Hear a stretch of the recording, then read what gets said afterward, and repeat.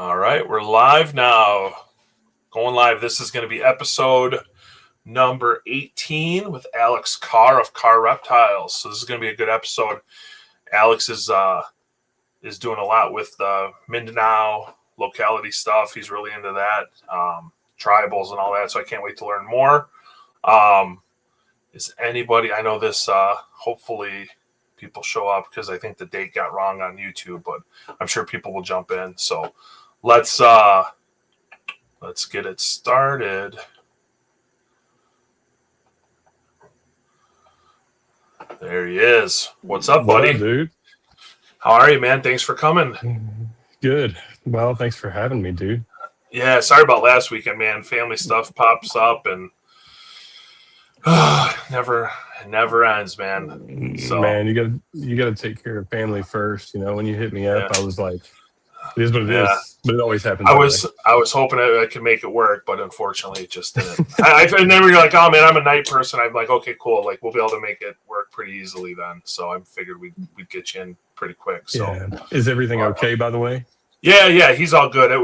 We were worried. I mean, my sister was worried, but it's all good. We're straight, so no worries. So you know, boys are. But yeah, man. But yeah, I'm glad we got you on. So let's you know, I mean, I see you post. You know, I kind of know a little bit about you, but I don't really know how you got started. I guess let's start with that, right? How you got started into reptiles, and then kind of what got you into retics. So my parents didn't allow snakes in the house. I was only allowed to have lizards. So my parents got me a water dragon, Asian water dragon, I think. Yeah. And a mountain horn dragon. They cohabbed together. That was back in like 2003, 4, something like that. Okay. They should not have cohabbed. But you learn the hard way.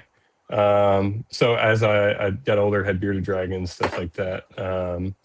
And I didn't get my first snake actually until probably 2020. Oh wow! Was when I got my first one. But you know, as a kid, like I was obsessed with them and would go out in the woods and catch them and keep them for a couple nights or whatever, and then put them back in the darkness of the night. Ran across YouTube, ran across some retic videos. I always loved like the look of the retics. They kind of look like dragons to me. Yeah. But I'd always heard that they were moody. I'd always heard that they were just these big, moody snakes that you didn't want to deal with. Like, you just have no desire to deal with. So I always stayed away from them. Mm-hmm. So I started with the ball python, and you just kind of like work your way up. And the retic was actually my second species. Super dwarf, and he's still not very nice, but really. So you got a ball python first, so ball python, then to a super dwarf. I had a couple ball pythons. Okay. I had a couple of them, but I'd seen stuff on YouTube, and I was doing a lot of research about it. And I think that's why I'm so passionate about retics now, is because a lot of the information that I got was not right. Yeah. So like when I got him, I had this expectation of what it was going to be, and that's not what the expectation, you know, that's not what happened at all, or the reality of it. Mm-hmm. So I actually kind of fell in love with them because of it, because they were so misunderstood, and I was like, I don't know why anybody would have to sell anything about them. The bigger that they get, the more I seem to like them, which is a toxic trait of mine, but. Well, it seems like that, you know, that even nowadays, it's still the same thing. I mean, all the shows I go to, and I hear it every show multiple times, like, oh, these get big and they're mean and you don't want them. And it's like, couldn't be further from the truth. You know, like, they're not mean snakes. And yeah, they can get big, and they do get big. But, you know, you hear the people, oh, these get 25 feet. They eat people. And it's like, nah, man, they don't. Like, it's just. No, that's not how it works. And the inaccuracies are crazy. Well, I had Apollo. That was my first one, and he's just like a normal posset super dwarf. So because I was having problems with him, I thought it'd be a good idea to have a second one, just to see if maybe it was a me thing, you know? Yeah. And she's a total sweetheart from the beginning. Was a total sweetheart, and I was like, oh, I'm doing something wrong. Like I've got to be doing something wrong with him. Right. Reached out to a bunch of people, and actually got a good bit of help. And dude, from there, once everything kind of clicked in my head of how they work, and their behavior on things, like what stresses them out, and what just reading their body language, man. Once I figured that out, I was like, oh, these things are awesome. Yeah. Yeah, and then they're not hard. I mean, once you kind of learn them, they're not that hard to work with at all. I think there's a curve. I think there's a little bit of a curve, but once you learn the curve, it's not bad. Yeah.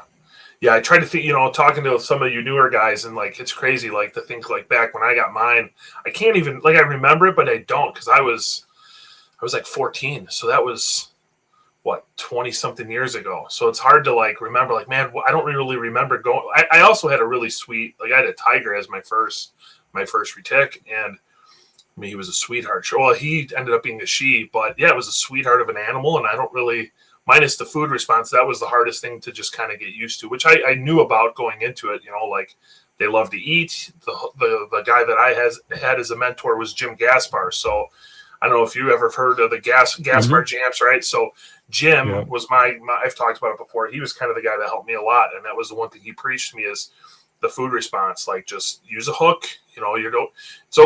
Getting bit, you don't want to just reach in there and get bit or whatever. Like, it's not macho. Just use the hook. It's good for the animal. You're not going to hurt them and all this. And once I got that down, it was like, wow, this is not that hard at all. So I post quite a bit on Facebook, or on Instagram, and I posted something about a snake hook that I was using that I really, really liked. And this has been months ago, man. Months ago. Just recently, I want to say within like the last month, somebody commented and was just like, not everybody needs a snake hook. You don't need to say absolutely. I don't use a snake hook and I have 3 of them. And so I was like, I don't understand where you're coming from here. And she's like, I like bare hand all of them. And I'm like, that's great. Some of us like to be a little safer than that. Yeah. I would not recommend a new person ever try to do that. And I was like, how big are yours? And she's like, well, they're still under a year old. And I'm like, well, yeah, give it time. I mean, I try to do that with my babies. Again, it's not like I don't care if I get bit, but it's more for them, right? I mean, they come out of the tub, they grab you, it's a reaction. You might jerk away or hurt them, and I don't want to do that. And I feel like it conditions them. They're used to the hook. They know you're getting tapped with a hook. It's not feeding time. You start that as a hatchling all the way up, and I mean, it's. I have some snakes that are the most insane food aggressive animals that you'll ever see. They get tapped with a hook, and it's like instantly. You can almost like see it click in their head, like, okay, it's good. There's no food. We're chill. It's wild. It's the coolest thing to see. I always feel like people like that ask me about it, like the food response. I always say, look at their eyes, because it seems like their eyes turn a little bit more, their pupils dilate, and it almost looks like they're black. Right. I'm sure it's to let in more light so they can see what's going on. Yeah. My tribal, especially, like when I tap her, like it goes from like black, and she's like, "Oh, I'm back. It's all good." Yeah. I don't need to eat right now. I'm all good. That's awesome, dude. So you've been keeping retics now. You said 2020. You got your first. Retic? No, that was my first snake. I think I've been keeping retics actually since 21, okay. 22. So how many are you up to now? Then what's your collection look like as far as numbers? Actually, right now just 9. Okay, that's still good. That's a decent collection. I've been kind of. I started out kind of hot, and I was just like, I want, and I just want to build everything up. And I started to become a little bit more selective, because they are so big, and I'm an empath. I'm an empath about it. So like, they all have names. I love all of them. Like when I know that I'll strategically have to move some out at some point. Yeah. And it'll kill me for a little while, but I'll get over it. So I've tried to keep it small and just manageable for right now until the breeding comes around, because you have a retic that lays 20 or 30 eggs, and suddenly you're covered up in them. Yeah.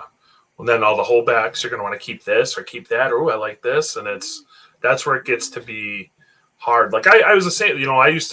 I liked buying them and getting them and stuff. And then once I started breeding, and it was once I started having multiple clutches in the season, it's like, I'm going to keep these 2 from this clutch. Or, I like these 3. Or I need to keep 2.2 out of this clutch or this. And then you're like, damn, now I got an extra 12 retics that you're raising up to breed. And it happens quick, very quick, Well, that was kind of my mentality, because what my third retic is my tribal. When I got her, I was completely hooked because she's so sweet. Yeah. And she's so beautiful. And so I was just like, I love the snake. I want to see more tribal and everything. And so I knew that with tribal and trying to do it the right way, that I was going to hold back quite a few animals to raise the percentages up. Yeah. As tribal, once muddled down, that Philippine influence kind of bottoms out, you start to see more motley than you do tribal. Right. Yeah. So what drew you to the tribal stuff originally? Was it their pattern or the locality or what was that? So I actually bought her from Lucas, and he kind of, I didn't really know a whole lot about him. I was going to buy a Mindanao, and I believe that Mindanao was a little bit more, I think it was like maybe a red face, something like that. He was a little bit more red in color, and I just decided that wasn't right for me at the time. And he showed me her, and I was like, oh, she looks really cool. He was showing me videos. So I bought her, and I was like, man, I really hope this is not a mistake. And I opened the box, and I was like, oh my God, but holy cow, she's gorgeous. Like she's, the iridescence is insane. Looks like an oil slick. Yeah. And so it just kind of changes your brain chemistry up when you see something, you're like, oh, that's really nice. Yeah. I really, really like that. So then I was just kind of hooked on after that, like, I did a deep dive and I hyper fixated on everything that was Philippine. So bow hole and tribal, and where did tribal come from? So I would do a deep dive and I would get on the Nation. That's actually how I joined the Nation. I was looking for tribal stuff. I was looking to see what people had done with it. And so I wanted to put albino into it. I wanted to see tiger in it. I wanted to see all these things. And that's when everything kind of kicked off, man. It was the color, it was the pattern, it was all of it. Yeah. That's size, awesome. How thin they were. I kind of liked that they were a little bit more thin. Yeah, right. Yeah, they're I saw the first one I saw, I think in person, was when I was up at Don's, and I saw what was it? I think that was the first one that came into the country or something like that. It was one that wasn't the friendly. I'm pretty sure it was a wild caught, if I remember correctly. I'm trying to think. I think it was. And that snake was very pretty, very attractive. It's a very unique looking animal. And I know, like, I bust balls about it. Oh, it's just a motley. But it is, I mean, it's beautiful. It is fucking beautiful looking snake, man. Like, I love it. Yeah. I can't wait to see, like, high percentage tribal ocelot or, hypo, I think could look cool with the tribal pattern. There's so much cool stuff to do with it. It's really endless.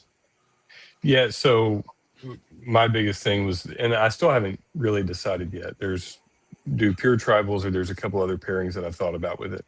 And the pure tribal is, if something ever happens to her, you have some held back in case something ever happens. And it's been a lot of planning, because not only do I love her as a project, but I also, like, that's my pet.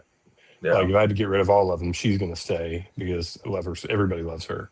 Yeah. So, dude, it's I just, the other day, somebody from the Philippines, and they asked if they could see my tribal.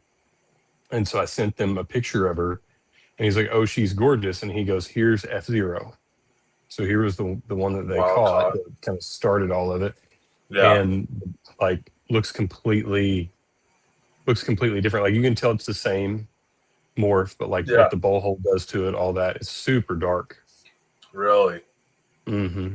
Yeah. That's pretty awesome, dude. That's pretty awesome. Yeah. So you only have the one tribal then now, or do you have a few different ones? Just the one? I have a female tribal, and then I have a male F2 Mindanao. Okay. And then I have a couple 50% Mindanao animals that I plan to kind of throw in there. So the first thing was just to kind of make more pure tribals, was the thought process on that. But I don't know. I'm kind of being selective, being testy. Kind of want to see things out the way when I bought her, like do tribal albino and stuff like that. Man, like a nice purple or Indo into that would be pretty cool looking, for sure. It's just such a long game. Such a long game, though, having to then breed back all the high up, increase the bloodline percentage and with the recessives, and it sucks, but it's rewarding. You know, you hatch that first higher percentage purple tribal. Imagine that. Like, that will be awesome. Well, you try to stay away, or at least me, you know, you try to stay away from the inbreeding portion of it. And with Mindanao, it's so hard because there wasn't a whole lot of the wild caught stuff that got in. So you're just kind of, I need to keep the percentage high. Yeah. Also, I'm going to kind of inbreed, like I want it to look tribal. So how do I go about doing that? Yeah. And it plays it into a longer game. Yeah, it really does. It really does. If you want to do it, I don't want to say the right way. Oh, it is. I mean, it is the right way. I mean, that's how we should do it. Everybody should do it. You know. Yes. So I always make things difficult on myself, and that's my standards. My standards for myself are unreachable for me sometimes. You'll get it done. You'll get it done, though, dude. I still remember. You know, we were. Since you're so into the Philippine stuff and the tribal stuff and all that, you know, I think back. You know, I remember when. You'll probably know because it's been a while who did it, but they did. I think it was it Eric Keister who made. I think he did a tribal to a genetic stripe. Did you hear about that breeding? I heard about the pairing. I'm trying to remember. Like, that was like the first that I remember big breeding. Like, okay, this is going to prove out, because at the time there was a lot of thought of it just being like a motley, right? And then there was, oh no, it's something different. And this was going to be like the first breeding, I think, that I can remember. I could be wrong. That was going to like kind of prove it out.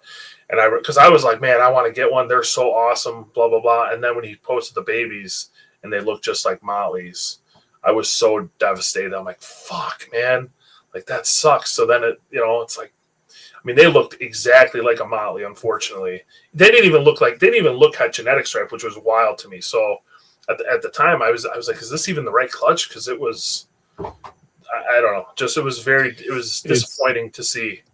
Well, it's a very delicate thing. Like, so I actually learned something kind of messed up about tribal. So I would get on the Nation and I would look up tribal, and I would just like kind of scour the page and look for the things that I wanted to see and kind of do. Yeah. And so I ended up talking to somebody from Bali, and he posted a tribal tiger. And it got posted in the Nation, I think. So I hit him up and I said, where is the original tribal at? And he was like, this is F0. And he sent it to me, and it was completely different. And I was like, wait, that's not tribal. That's something completely different. So I sent him a picture of mine, and he goes, no, yours is tribal motley. He's like, this is a different tribal from Bali. So some of the tribals that you see in the Nation that come from overseas are not actually Philippine tribals. They're from Bali. Yeah. And the original F0 Bali tribal looks wicked.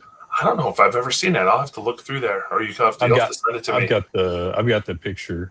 I'll send it to you. Yeah, I'd be interested to see that. I've seen so many pictures, dude. It's so hard to like remember what I've seen and haven't seen. But so your plan is then to do tribal everything then? I mean, you're going to do morphs into them as well too? Is your plan, or what? Yeah. Yeah. Okay. Yeah. I want to. My plan is to try to keep everything as high percentage Philippine and tribal as I can. Okay. Right. So I have a couple different things going on here because of obviously I have the ocelot and Indo het ocelot and stuff like that. Most of my stuff is het Indo. If it's not a tribal, it's het Indo or it's het purple. So it's really focused on the albino portion of it. But everything kind of works together. Like I have a brother and a sister here. They were produced by Rodney, 50% Mindanao, Sun Tiger het Indo, and Tiger het Indo. Oh, nice. And so that was to have something that had het albino, but already had the 50% Mindanao in it. Yeah. So that I could kind of play around with it and speed the process up a little bit. Yeah. Gives you a little bit of a jump start for sure. Mm-hmm. That's awesome, dude. So, cool. So I wanted to see different morphs in it. Like there are some morphs I don't think that I'll probably touch, but a lot of the things that mess with color, I'd like to try out just to see what it does. Heck yeah. So what? So you've never produced a clutch yet, right? If I Mm-mm. remember correctly. Okay. So Mm-mm. when do you when do you think it's going to be your first season? You think next year, Should this year, be should be this year. Yeah. this season? What's going to be that first pair? Or what's your, I guess, goal for your first pairing? So hopefully, I have the 16-year-old snow girl here. Oh shit! I didn't know you had a snow. Yeah. Yep. Nice, dude. Yeah. 16-year-old Snow. She's a big sweetheart. She's like Yeah. 13 feet. Tiny compared to some of the girls you have, but That's still not a bad. I mean, I have a lot of mainland females that are 13, 14 feet. They're not all big. I keep a lot of my stuff more manageable, dude. I have a few that are big, but yeah, 13 is yeah. good. Well, I mean, 14 is good. even at 13, 50 pounds, they'll wear you out. Yeah, that's not a small animal by any means. So I'm thinking about maybe pairing a Mindanao to her and doing Mindanao het snow. Oh, that could be cool. Anery. Yeah, That might be really neat. I don't necessarily know. I don't necessarily know how that's going to go because I love the gold that's in Mindanao. So you throw Anery on top of that, and it can kind of mess with things a little bit. Yeah, but I still think it'll be good. So I know you got a regular job, so this is just your hobby then, right? You're not going to try to pump out a ton of clutches, just 1-2 clutches a year, if that. Just kind of. Yeah, my end goal, like with all of this, is to have a hobby that at least makes me break even. I love doing it. Yeah. I don't ever want to rely on them. I think that would take the fun out of it for me. If you make a little bit of money, then cool. Yeah. But nothing crazy. I don't have a desire to just push things out to be pushing them. Yeah. That's not me, and I stay fairly busy. My focus was always going to be just having well socialized animals that look good, Yeah. Well, that's a great mindset to have, for sure. I mean, I think once you start getting any sort of a collection, your goal, you have to, I mean, at least in my mind, you would think like, I have to at least pay, this has to pay for itself. That's always been my goal. As long as I can pay for my shows, my feeders, whatever, any new animals for the year, I'm happy. Does it happen every year? No, but most years I hit that, if not make a little more.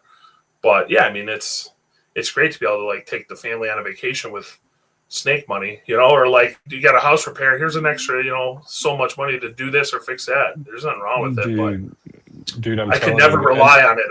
I can't imagine the guys that do rely on it. I would never want to be in that position. And maybe 10, 15, 20 years ago, I wanted to. Now I'm like, there's no way. I have no desire to do that whatsoever. No, I don't think I would ever want to go like full time. I think I'll always have something else that I'm doing. But I just I don't see me doing that because there's so many things that can go wrong. Yeah. As I've seen in the past, like there's so many things that can go wrong. And I also don't want to be sitting there with a bunch of animals going, I have to sell them. Yeah. Like I have to. And that's not a position I want to put myself in, I guess. I feel like the quality of care goes down too. If you're depending on moving these animals to make money, like you're just, I don't know. I don't feel like you spend as much time with them, or it's just, I don't know, just the lack of care. I feel like, because, I going to shows and I look around and you kind of see the people that are like, they're just trying to move these animals to make a buck. And then you compare them to the people that are like, doing it as a hobby. It's just a fun thing. And the animals on the table just look night and day different, and just their whole attitude and everything. You can kind of pick up on that. And it's even the buyers, right? The people that are buying that stuff, they're buying them as disposable pets. They're not going to care if they're $100 normal retic dies and, it's whatever. Whereas the people that are spending decent money on something and they're going to take a little bit better care of it. And yeah. Well, I think I have a little bit of an unorthodox view on it. And it's, I want to produce things that have quality that maybe haven't been done before, that people will find value in. Like I could, anybody could go shoot out some purple or some Indo. You can buy 2 animals and make them bump uglies and they'll spit out a bunch of eggs and that's what you'll have. But also at the same time, I treat them like they are my pets. And people that come here to visit or they want to see the snakes or whatever, they have a completely different view on them when they leave. And that's something that I really take pride in, is that they see that they're not monsters. They don't want to hurt you just to hurt you. But I guess that's a little bit of a deeper empath side to breeding. I mean, I think it's a good outlook to have. I mean, I know when I started and had a smaller collection, I had names on all my cages and stuff like that. And then there was a long process, where I didn't. Now that my kids, especially my son, is getting more and more into it, he comes down here, he's got names for certain snakes, and hey, Dad, where's this snake? Or hey, where's Cece? Or where's this? Or where's that? So it kind of brings me kind of full circle back around to now we're naming stuff a little bit more, at least internally. Like when I post, hey, here's my cow, name this or whatever, but internally the kids know they have their favorites and their names and stuff like that. And I don't know, just like you said, it kind of makes it more as like a pet, it's more of a pet outlook than that way. It's just not I think by doing that, I almost convinced myself that this is not it's not a machine. Right. Like this is my safe place. I come out here, I take care of the snakes, listen to music, whatever. And the world around me doesn't exist. They're my pets. It is what it is. When I start looking at it, and you have to look at it from a business aspect as well. Like if you're looking at doing more expensive projects, but I try to play both sides. I'm not trying to go to one side or the other. Yeah, keep your options open, I guess, right? Yeah. So I'm looking in your video. So you have them separate. They're out of the house. What do you have, like a shed or a building or something put up? So I used to have a base. I used to have a basement. We moved, and we were like, well, we have to have a house that has a place for the snakes. So it looked like there was this like lawnmower shed out here, and I just opened the door, and he had it converted into an office. Nice. And I was like, oh, and it was climate controlled and everything. I was like, this will work. This will work good. Limited space. You have as much space as you have in this room. Mm-hmm. We're blessed enough where we have an unfinished basement as well, where when things start to pick up, we'll start to go that route too. But I think, the full grown adult snakes will probably stay out here. And then I think the babies will probably go in the house. Dude, that's awesome, man. That's my goal, man. I got to get a building up every year. I'm like, this is the year, but just life and other stuff come up and it's not a priority. But my wife will be so happy once they're out of my house, man. It's expensive too. Like if you're looking at doing it right now, it's expensive. Yeah, that's what we've been looking at, because we wanted to move. Now don't know if we're gonna move. So now she's been like, well, maybe we should put an addition on the garage and basically make like a deeper garage where we can, So I've been messing around with like how big would I want to make it so it'll fit everything I have and a little bit more in case I needed to expand, because I would like to go and get some big 8-foot or 10-foot cages. So I'm trying to like plan it out that way too. And just if I were to go that route, how much space would I need for what I have? Because I don't see myself getting any. I mean, I have a lot of snakes, so I don't see myself expanding more than what I have now. If anything, I need to get rid of some, right? So basically build it to what I have now, and then if I downsize a little, it'd be perfect. But yeah, dude, pricing it out, I'm like, oh my God. I have a buddy that does concrete and stuff, and I'm like, Jesus, man, just the concrete alone, I'm like, this is crazy. So everything's expensive, man. Everything.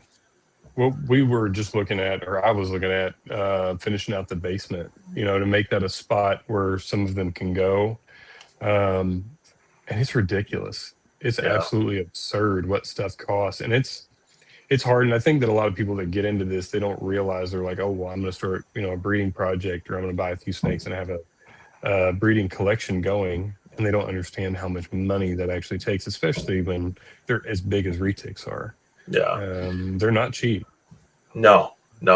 Cages are insane. I mean, luckily, I'm a Vision guy, and I've bought all my Visions used. I haven't bought a new Vision in many years, or a Vision period in many years. So I think last time I bought them, they were still $300 a piece. So, now all the new cages and stuff are, even the Visions, $1,500, $2,000 cages. It's insane, dude. Like, I couldn't imagine getting in now and having to buy brand new cages, even used stuff on whatever, Craigslist or Marketplace and stuff. And it's insane. It's insane. I've bought all of mine new, but most of mine are duvia enclosures. How do you like those? I've seen those a lot online. No? They're not bad. They're for people that keep large constrictors. I just did a YouTube video on this because I just built one of their new 6x3x3s. Okay. For the 16-year-old girl that I have, and I just wanted to kind of test it out and see how it is. The only problem that I have with it is, the PVC kind of slides into the frame. Mm-hmm. She decided one day when she was in the 6x2x2, she decided that she was going to hit the side of it as I was walking by, and I mean it jarred it pretty good. And I thought, man, if you really wanted to, you could probably knock that out. Yeah, that's a little scary. And they have the mesh tops, which are a little bit frustrating. So I've had to mod those a little bit and put PVC, but they're really reasonably priced. I mean, they're probably the cheapest that you can get, but it's still not bad quality. Yeah. The other one that I have is Heartland Reptiles, Jordan Carpenter's. Jordan's cages look awesome. Dude, I've seen them at Tinley and Schaumburg, and they look awesome. I bought one of the 4x2x2s from him at Schaumburg, and I am in love with it. And I wish my room could be filled with them. Yeah, they look great. Yeah. They look awesome. I really want to try the jungle cages out so bad, so freaking bad. Just, man, they're so expensive, and just to ship them out here would be a couple grand. I think just to ship them out to Illinois would be insane. I think that's what Mayray has. I think that's what he keeps all his in his jungle cages. Yeah, I know Paul has them, and I've talked to Paul about them. I've talked to Weston about them, and they both are very, very high. I've even talked to Mark on them, and they all are like, they're amazing, man. It's a lot of money. What's the price point on those? Man, I want to say, I don't know. It's been a while. They're up there, a couple grand, I think, a cage. If you're getting the bigger 6, 8, 10 footers, they're a couple grand, I think. But I believe they're what is it? They're that HDPE or whatever. Or maybe they're ABS. So I guess they don't hold the urates. Like the urates don't stick to them. And I think he plastic welds them or whatever, or somehow welds them together so they come fully assembled, ready to go, and they do not leak at all. So they're great. Because I had animal plastics for a long time, and I love the black cages, and I love the flat. My biggest gripe with the Visions is I hate the ribs in the bottom, and I hate the dome lamps and stuff like that. I wish they just made a solid square, cage. But, man, I tried everything to seal those Visions. I've tried, and they leaked retic piss. They piss so much, and it's just so acidic. It just eats away everything. So those cages leaked nonstop. And I think at the time I had 12 or 14 6-footers, and every single one of them would piss, or they would leak with the piss. So it got to, after like 2 or 3 years, I'm like, I can't keep. I had to seal them every year. I'm like, I can't keep doing this. It's such a pain in the ass. So I ended up junking them, selling them, and I got all my Visions, slowly pieced together all my Visions, because I'm like, I'll never do that again with the multi-piece cages. And then I almost got some Centex, but. And you said that was animal plastics? Those were animal plastic cages. Now, I was talking to I think it was Travis Warren was telling me because he has a lot of animal plastic cages, and he told me he's figured out a way to get them to seal without them leaking. Some chemical or something that he found that like bonds them, I guess, really well. So I just don't know if I'd go through the hassle of buying them again to do that and then have them leak. But no, I mean, it's one of those things, dude. Like, you get what you pay for in this, in like the caging as far as that goes. So like, obviously the Heartland Reptile stuff, it's a little bit higher, but dude, those cages, the powder coated aluminum, they're really light. And there's no retic piss that's going to eat through that. Right. Yeah, they're bad. They're very cool looking cages. I'm a big fan of them. Big freaking fan of them. I hope to. That was what I've told everybody. They're like, "Are you going to upgrade from the Dubia enclosures?" And I'm like, "Yeah, let me have a clutch, see how the clutch goes, and then, upgrade as you go. Grow into business, not go into business." Yeah. Now, since you're in like a separate building, do you use heat pads or propane or heat panels? Or are you like ambient, or how do you do your heating? So the room stays about 75, 76. And but I do have radiant heat panels for them. Nice. And I have a couple that are on, because they have the mesh tops. It's just a little bit easier and cheaper for the ones that are on top to have those lamps. But Yeah. I've phased most of those out. Okay. I want to, if I ever get I keep going back and forth. Like if I were to ever get my building, switch over to the ambient, I talked to Aubrey about it a lot. I get so nervous, man, with the under tanks or the under enclosure heating elements. So like I use Ultratherm heat pads. Not sure if you've ever heard of those. I've used those, man, for 20 years. I believe they're like based out of Sweden or something like that. But they're almost like it's a heat pad. It's not like a FlexWatt or anything. I believe it's almost made similar like with FlexWatt, but there's like a coating or something that goes over the top of it. So if you plug them directly into a wall without a thermostat, they only get like 110, 115 degrees. So they'll get hot, but they're not going to melt your cage or start a fire like the FlexWatt. If you plug it in, they'll get 200 degrees burned down your house. Yeah. So they're expensive. They're very expensive. I think for like an 11 by, so on my 632 Visions, which are 6 foot by 3 foot, I buy 2 of them. They're 11 inches wide and 35 inches deep. So what I do is I buy 2 of them. So basically the snakes will have a 22 inch wide by 3 foot deep hotspot. And I mean, I've had some of these heat pads for 15 years and I check them, all the time, and they still work perfectly. But I want to say for those, I think they're like $50 a pad or so. But I guess if you're buying heat panels are crazy expensive. So I guess it's kind of the same, the same thing. The one that I put in the 6x3x3, I think that was the biggest one that VE has. It was like 120 watt, I think. Okay. I want to say that was like 180 maybe. Yeah. Yeah. So I guess it's about the same. I think at the time when I started buying these, I don't even think there were heat panels around, to be honest with you. So probably not. But the heat panels have their own, they have their own issues, struggles. The struggles that I have is, the snakes like to go up there and they like to get around the cord and pull the cord out. And then you're like, okay, so I got to get you out again and plug this back in. So I've tried to find ways to, secure it where they can't do that. And they keep finding a way to unplug it. How do you mount those then in the mesh top enclosures? Or do you not have them in those? I do. Yeah. So, I actually put PVC on top of the enclosures, and I kind of fit it inside of the frame. Most of the dubious have supports in there, so it doesn't make the mesh sag. Gotcha.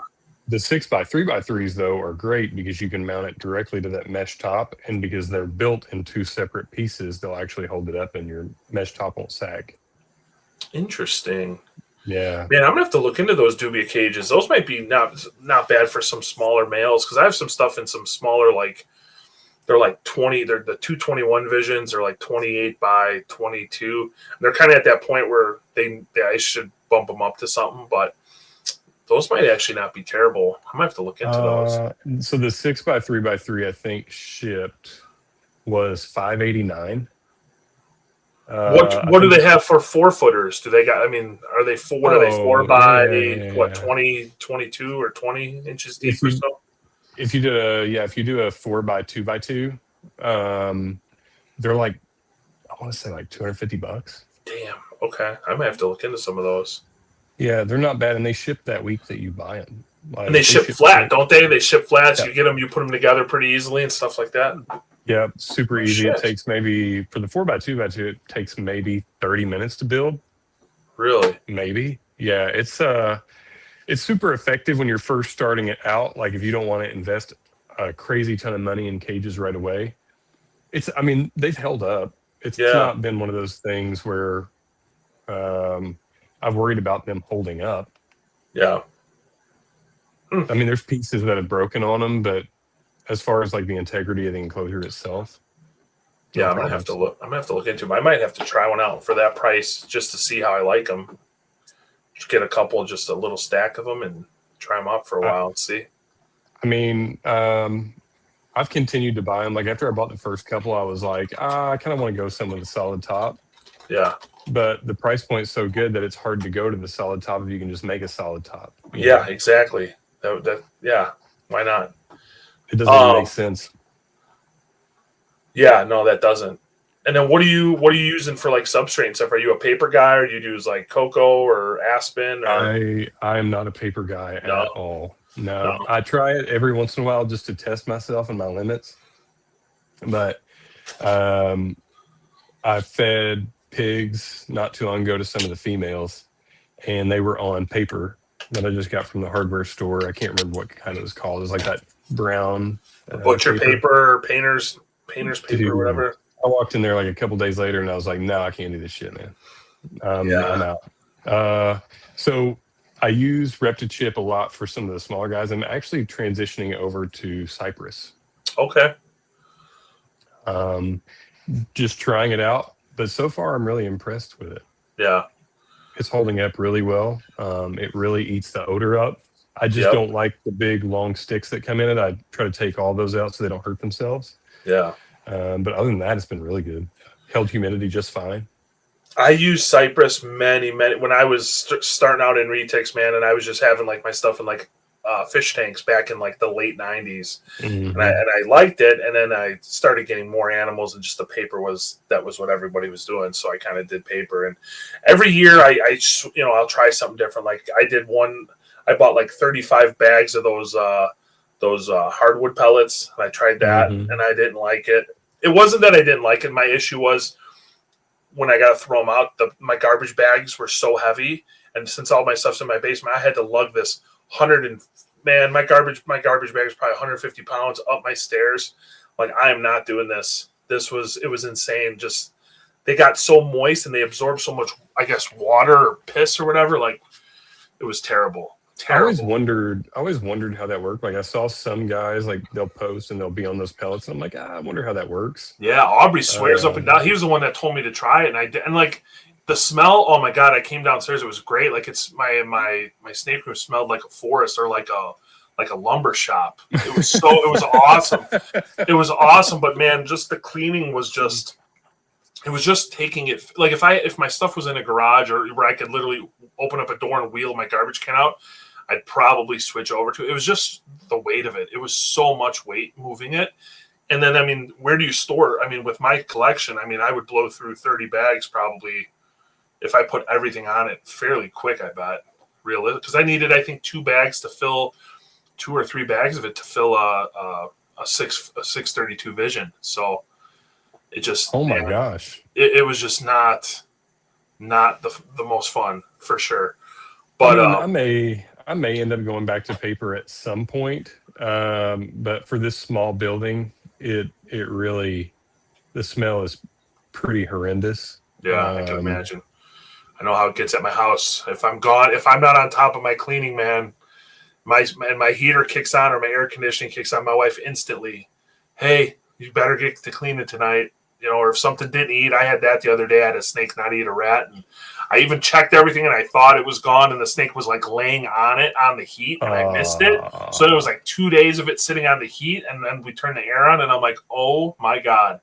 I'm like, something died. Like, it was so bad. I finally found it. The snake was laying on it, but yeah, so it sucks. I just got an air purifier for the room, actually, or for the building. I just got an air purifier. I think it does like 250 square feet. That's made a huge difference, man. Has it? Oh yeah. Yeah, it's made a huge difference. I bought, man, this was probably 5 or 6 years ago. I bought a charcoal. It was like a hydroponics, big industrial fan with a big, like 4-foot carbon filter. Put it in my room, and in my mind, I thought it was working. I go down there and I didn't really smell anything, but my wife still was like, I could smell it. I could smell if something poops, or, you know, your feeding day or a few days after feeding when everything's pooping. And I'm like, man, I spent like $700 on this thing. I bought the biggest one I could get. I talked to these guys, we'll get rid of every smell you have and blah, blah, blah. I think my issue was I didn't vent it outside. So it wasn't like, I guess I had to vent it outside, and I didn't do that. They didn't tell me that. So that was my problem. And I was like, man, I'm not going to cut a big hole through my basement wall to do this. So I ended up not doing that. But I recently built my own enclosure, like an 8x2x2. And I did OSB board, and I was like, I'll just flex seal it, yeah, like no big deal. So I had to build it in the basement. So built everything just fine. I was like, oh, I'm gonna go ahead and flex seal it. So I started going for it, and I'm like, oh, the fumes from this aren't too bad. My wife's like, what in the hell are you doing? And I was like, what do you mean? She was like, it smells horrendous. What are you Really? using? And I was like, I can't smell anything. And I had friends over, and they're like, yeah, Alex, it smells really bad. And then I Oh looked at the no. can, and it was like, causes cancer. I was like, yep, Let's not not good. use this no more. Yeah, That's let's funny. not do this, guys. I probably shouldn't do that. Yeah. But yeah, I think I'm going back on the cypress. I think I might try that. I might get a couple bags and throw it in some of my bigger girl cages just to see. Because my only concern, and I don't, when you feed your feeders, are you thawing them in water, or do you just leave them out in the room to thaw? I thaw them out in water. Like I'll leave them out. I'll take them out of the freezer and I'll leave them out in the garage and put them on top there, let them thaw out a little bit, and then I put them in water. That's my only concern is putting them in there. Like, I guess, I don't know. So like some of my big girls are eating 15-pound pigs, throwing them in there, and then all the wood chips getting stuck to them, the snake grabbing it, and then that's where I get nervous. Like, man, are they going to swallow all these wood chips and just, impact the hell out of them? So that's where I get nervous with the substrate. Even with the what is it, the pellets and stuff I used to, I was like, man, this freaks me out. They're so they are so indestructible, like animal wise. Like they just take a beating. But it takes something like that to put them down, because you hear horror stories. Exactly. You hear absolute horror stories. They're like, oh, I swallowed a little bit of cocoa chip and it died. Yeah. Like, the king of the jungle died like that. And it would be something that's irreplaceable and not something that's like, I mean, I would be devastated if any of my animals passed, but it'd be something, of course, that's like my Sula female or something that I cannot replace, or, you know what I mean? As opposed to something that I could replace a lot easier, like a pied male or something like that. So, because that's just, I have shitty luck, and that would be what would happen. Do you have a favorite? Do you have a favorite in your? Oh man, it's always changing. So, like, to be honest, right now, I'm really high up on that. I got that marble sunfire ocelot from Aubrey. And that snake, dude, she just shed. I just bumped her up into a 32 quart tub, and that snake just had a shed, and she's getting like this greenish hue up by her neck, and just the colors on that snake are unreal. When that snake is like 15 feet, I don't know if you've seen pictures of her, but her sides, man, she's got those like portholes down her side. And I just keep thinking when she's big and those portholes are like the size of my fist down her side, and oh man, that snake's going to be insane. I figured you were going to say Sula. But I was going to say Sulas are, I mean, I could get rid of probably 90% of my collection, and I would keep every Sula I have. They've always been. I have, what do I got? I have 1.3 pures. And then I have what do I have? I have 1.1 50%ers from my clutch. It was I got a sun tiger female and a tiger male. And then I have the babies from the Sula to the Ocelot breeding. So I have, what did I keep back? I kept back 5 from that pairing.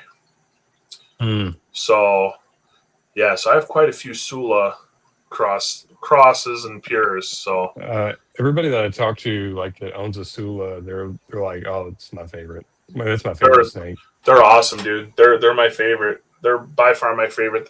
I'm still waiting for like my picture perfect one. Like, I like certain things about all of them.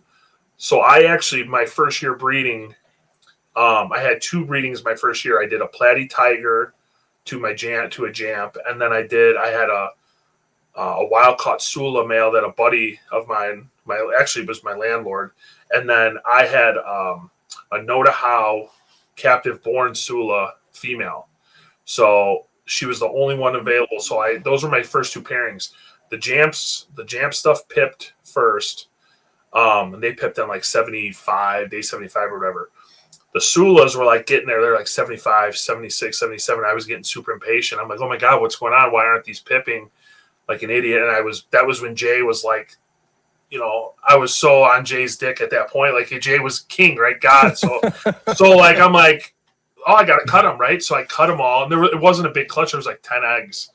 And I cut them all. And, dude, the babies were so sick. I'll have to send you the picture. I killed them all. I reached in, popped the sack, ripped them out. They weren't ready. They needed probably another week or two at least. The one that I had, the one that was in there was literally checked every box of what I want in a Sula. Like the whole zipper pattern down its whole back. The other thing was the dots. I like the Sulas that have the 4 dots on their head. They have the 2 up by the cross and then 2 back on the jowls. It had that. It had dark eyes from as a baby. Like a lot of them get those greenish. It's the I believe that's the Palopos get the like greenish gray eyes. It had that as a baby, dude.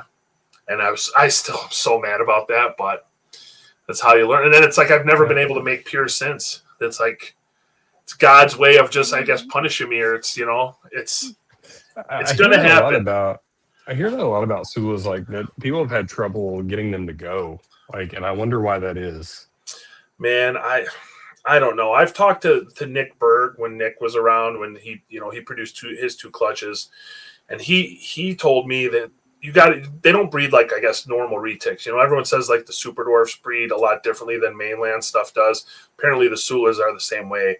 I'd have to look through I have it saved, the messages he sent me, because I was going to try it. But even like Aubrey, when he bred my female, he said like she basically, she ate a ton and cycled so fast. But I don't think he really did anything different temperature wise, where Nick was telling me like temperatures were way different. He cooled his females down, I guess, really, really a lot. So I don't know. So I really don't know what the trick is. I wish I did, because I would have made them at this point. So I don't know. It sucks. I think at some point I'll probably own one. I don't know if that's in the near future or not. That's definitely one I want. But the Bali is probably the Bali's my bucket list. That's your favorite? Oh yeah. They're the Bali pretty for sure. They're very the yellow head. The yellow head does something for me. I don't know what it is, but it does something for me. Yeah. They're those are high up on my list too. I really like the Balis a lot. I've been posting about it. Helma hair is what probably I think that's going to be my next purchase. Is I want a Helma very bad, a pure female Helma so bad. That's these, like, there's people that like post pictures of them online and they look dark, they look so dark. cool. And then you see them in person and you're like, oh, they're really dark. Yeah, they look sick. Like, yeah, they're incredible. Really sick. They're incredible snakes, dude. But man, they have a attitude about them. Well, and then like I like that one that Randy just got, or the pair he got from I think Rodney, right? That female. Then they're not a small snake either, which is awesome, and I like that they're not little, and they just. So, oh man, the one I really want, like that female that Aubrey had, the one that was the mom to the clutch that he just hatched out. That girl was so unbelievably dark, dude. Yeah, I got some cool ideas I want to do with them. Brian Carlson just bought one from Rodney. Did he? And he was like, oh man, she wasn't too bad coming out, but she was cool. She just got shipped. He's like, we'll see how she is later on. And then he was trying to take pictures of her later on and just lit him up. And it seems like it goes one of two ways with them. Like either they're like puppy dog tame and they're really cool, or they are just jackasses all the way through. Yeah, that's neat, man. Yeah, that's very high on my list. I think there's not a lot of stuff I really, really, really want to get. But Helma's pretty high up on that list. If I had to get number 10 right now, if I had to like complete it and they're like 10, that's it would be a Bali. Yeah, for sure. Yeah. What else? There's another one. I like the I don't know, man. So I just saw my first ternates in person, which I really was never a big ternate guy. Like they're cool, but I was just like, it's not my thing. And then my buddy Rob hatched some, and he brought them to Tinley because he needed help sexing them. That was his first retic clutch he ever produced was pure ternate, or the F2s. They're F2s. And he brought them, and I'm looking, I'm like, damn, dude, these things are way cooler than pictures do not do them justice at all. I was like, damn, these are these jumped up higher on my list than I would have thought. Like, they're very cool. Their back patterns are silly. I think Rodney just, I think he just posted a couple days ago, maybe. It was like the redemption line ternates that he's doing. Mm-hmm. Dude, some of those snakes are wild. Yeah. Like the back patterns, like the dark, thick blacks that they have. Like, it's just wild how good they look. Yeah. I was very impressed, I will say. Like, and maybe I have seen them before then, and I just never really paid attention. But like, these are the first ones I actually like saw and handled, and like got to really, really look. I'm like, damn, I actually really I like their heads. Like, they almost look like they got fatter heads. I don't know. They were cool. They're really neat looking snakes. Are you a Mindanao guy? Or are you like, It's okay. I mean, I guess I haven't seen enough of them probably either, but I like them. My problem is I like everything. Fair. That's the issue, dude, is I like everything. There's not much I don't like. Like, I would never own a titanium, but there's some titanium snakes I like, right? Like Slayer. It was just weird because, like, I love Sula, but Slayer's kind of to me. It's not my favorite. Really? I would never. Yeah, I just wouldn't own them. I'm a big snake guy. So even like the dwarf, super dwarf stuff, I'm not a huge fan. I can respect it, and it has its place. It's just not for me, really. I mean, granted, I got one recently, but it's not my thing. Like, I got into retics because I like big, giant snakes. So that's just. well, I think that's why the Sula is like my pinnacle, right? That's my favorite animal because the lore and the myth of them being the biggest of the big, and all that is why they're my favorite. I started with super dwarf, like the super dwarf crosses, and I was like always so worried about how big it was going to get. I guess I don't know what I was thinking, I guess, at the time, but it seems like the more that I kind of grow into it and the bigger that I deal with them, the bigger that they are, I'm like, oh, I love this. Like, I love that you're as big as you are. You're like interacting with a dinosaur. Like, and to be honest, like a lot of my big snakes, they're so chill and they're so mellow. Like, a lot of the smaller stuff is so like not flighty, yes, but they want to move. The big snakes, dude, they're just like, okay. They just cruise around. Like, I have a few. I have a really big purple sunfire het pied female, and she's probably 17 or 18 feet, and she's very flighty. So she's kind of an exception to the rule. But most of the other big stuff I have is like my big cow. I have a big Motley Sun Tiger, dude. They just kind of chill. They don't really do much. They just kind of cruise around, and I don't know. It's, like I said, it's like a dinosaur. You're like sitting there playing with a giant dinosaur. It's the coolest thing ever. Oh, well, that's what I love about retics is like once you figure it out, like they're so easy to read. And so then as they get bigger, if they're going to tell you, don't mess with me right now. Yeah. Like, I don't want to do this. Even the 16-year-old girl that I have, like, she's not, I wouldn't say that she's like defensive or anything like that. She just really sometimes doesn't want to be messed with. And she's never tried to bite me. She's never tried to do anything like that, but there is some flight to her. But once my hands like are removed from her, she's like, oh, okay, I'm chill now. Yeah. It's fine. I just don't want you to touch me. Yeah. It's all like good. You said, you got to be able to read them. You learn that as you mess with them more and more. My Sula's like that. My big Sula female's like that. There's days she comes out, she's a sweetheart. I even kind of warned when she went to Aubrey's, like, hey, she can kind of be testy. He said she was great. Never had an issue with her. I get her back. There was a few times she kind of came out at me, mouth open and stuff. And I'm like, all right, we're not going to clean your cage today. Like, you can go back in and I'll mess with you tomorrow. And next day she's completely fine. It's easier to kind of dodge some of those strikes and some of that moodiness, the temperamentalness that the super dwarfs have because they're a little bit quicker because they're smaller.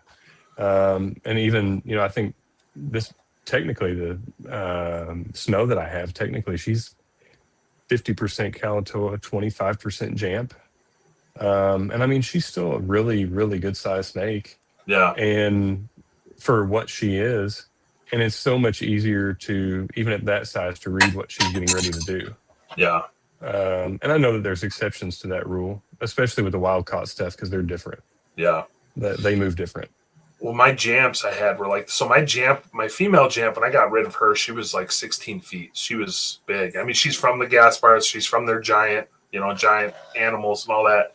And I mean, I fed her. I didn't not feed her. I fed her pretty good. But man, those snakes would move, like those big snakes would move, like it was unreal. Going to gyms and going to Jason's and like handling those big, like they had a big, I think her name was Spaz. She was probably 18, 19 feet, huge, giant jamp. And I mean, they moved like a baby. They just want to go straight up to the rafters so fast. Like that snake, there's a video on my YouTube of us handling. It was like me and Shane and another buddy went and visited Jason. This was after Jim passed away. And I think that wasn't Spaz. That one, I think her name was Sweetie, I believe.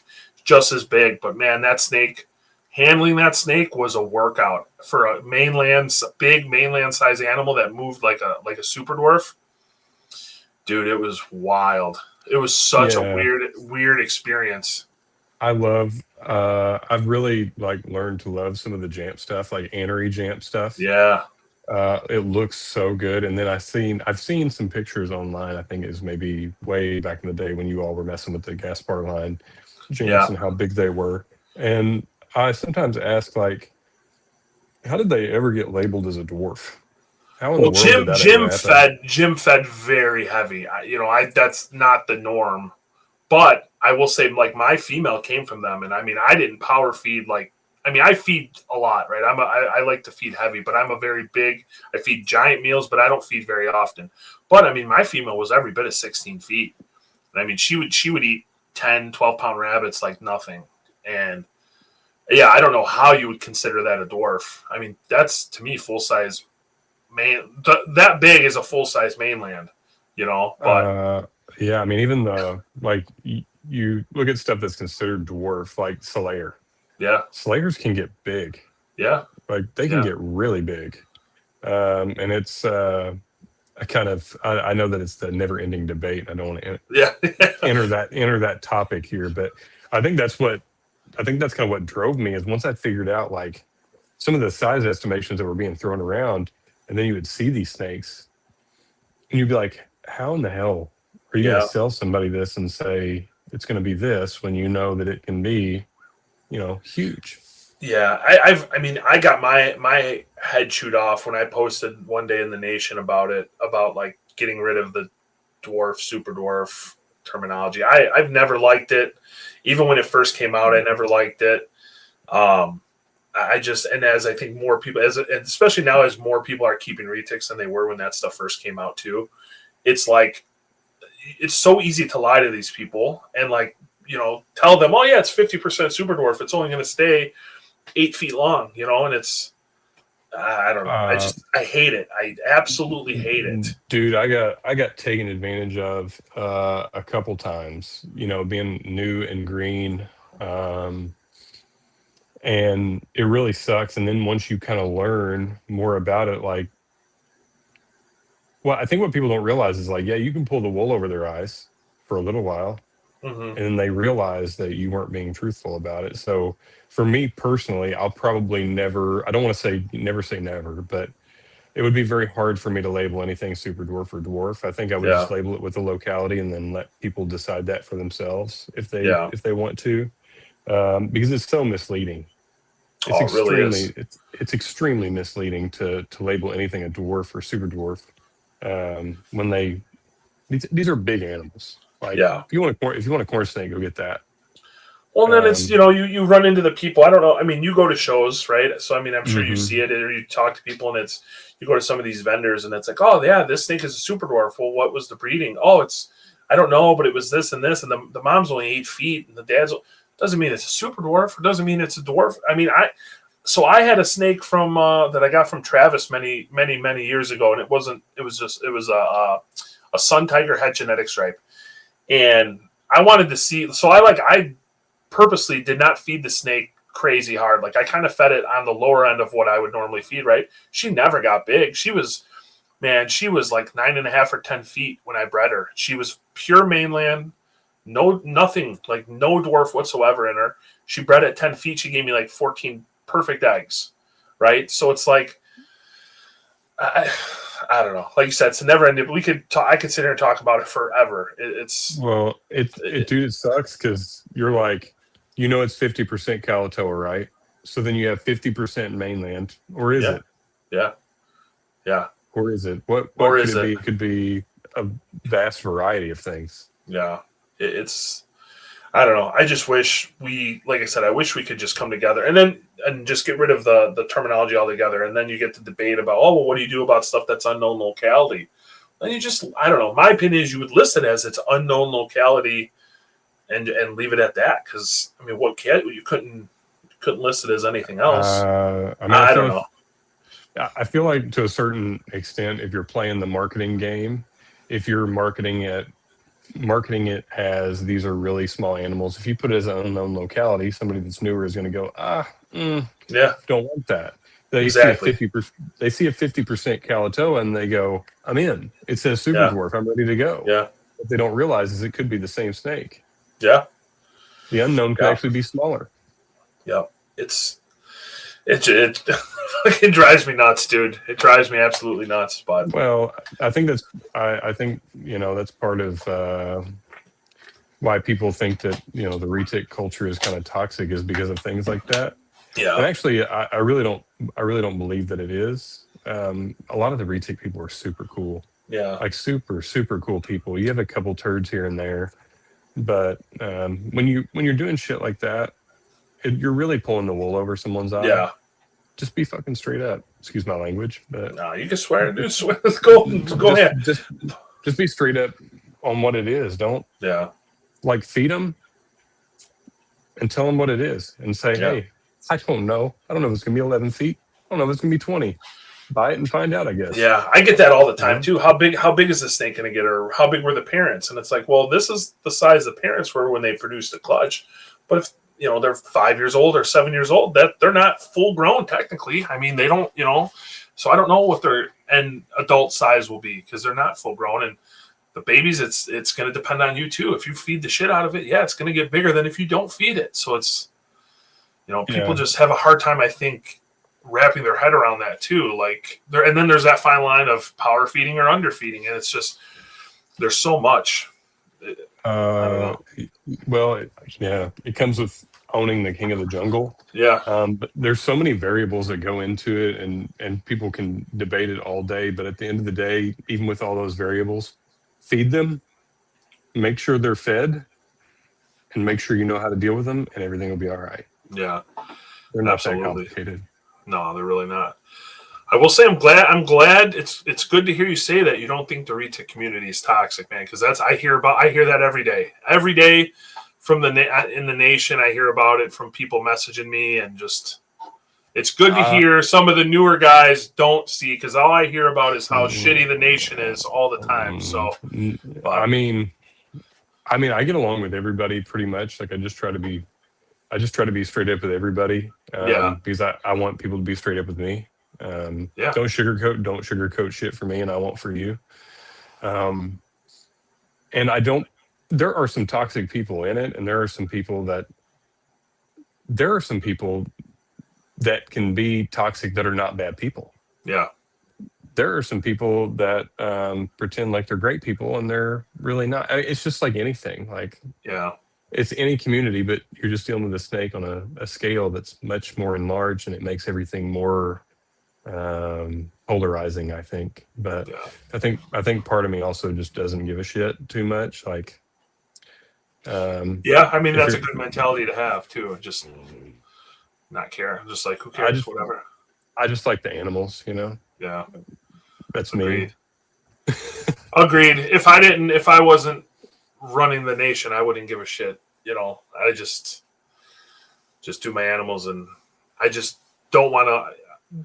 I just feel like I think I said on another podcast, like since Shane and I made that page, I feel like if one of us are not in charge, it just was weird to me. So when Shane stepped down, I was like, all right, I got to stay a part of it.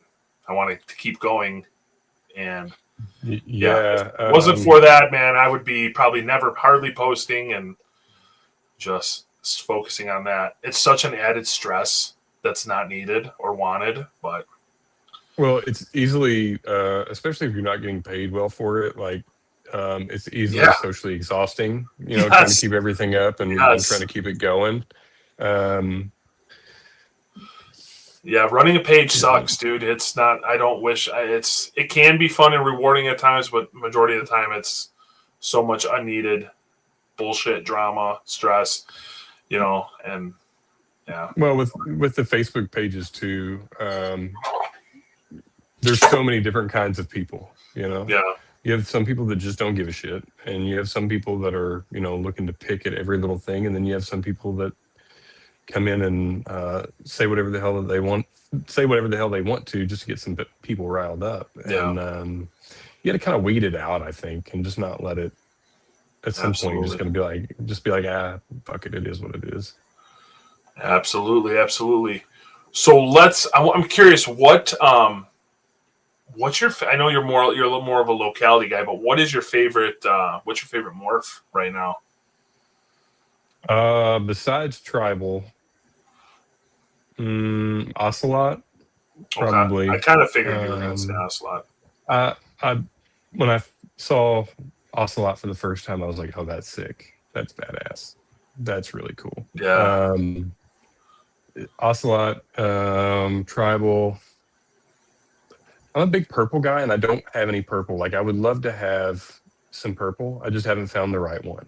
Just a basic, just single gene purple, or like a purple combo or something? I think that the purple retic is probably one of the prettiest animals that you could buy. If it's, I'm going to be kind of critical here. I look quite a bit.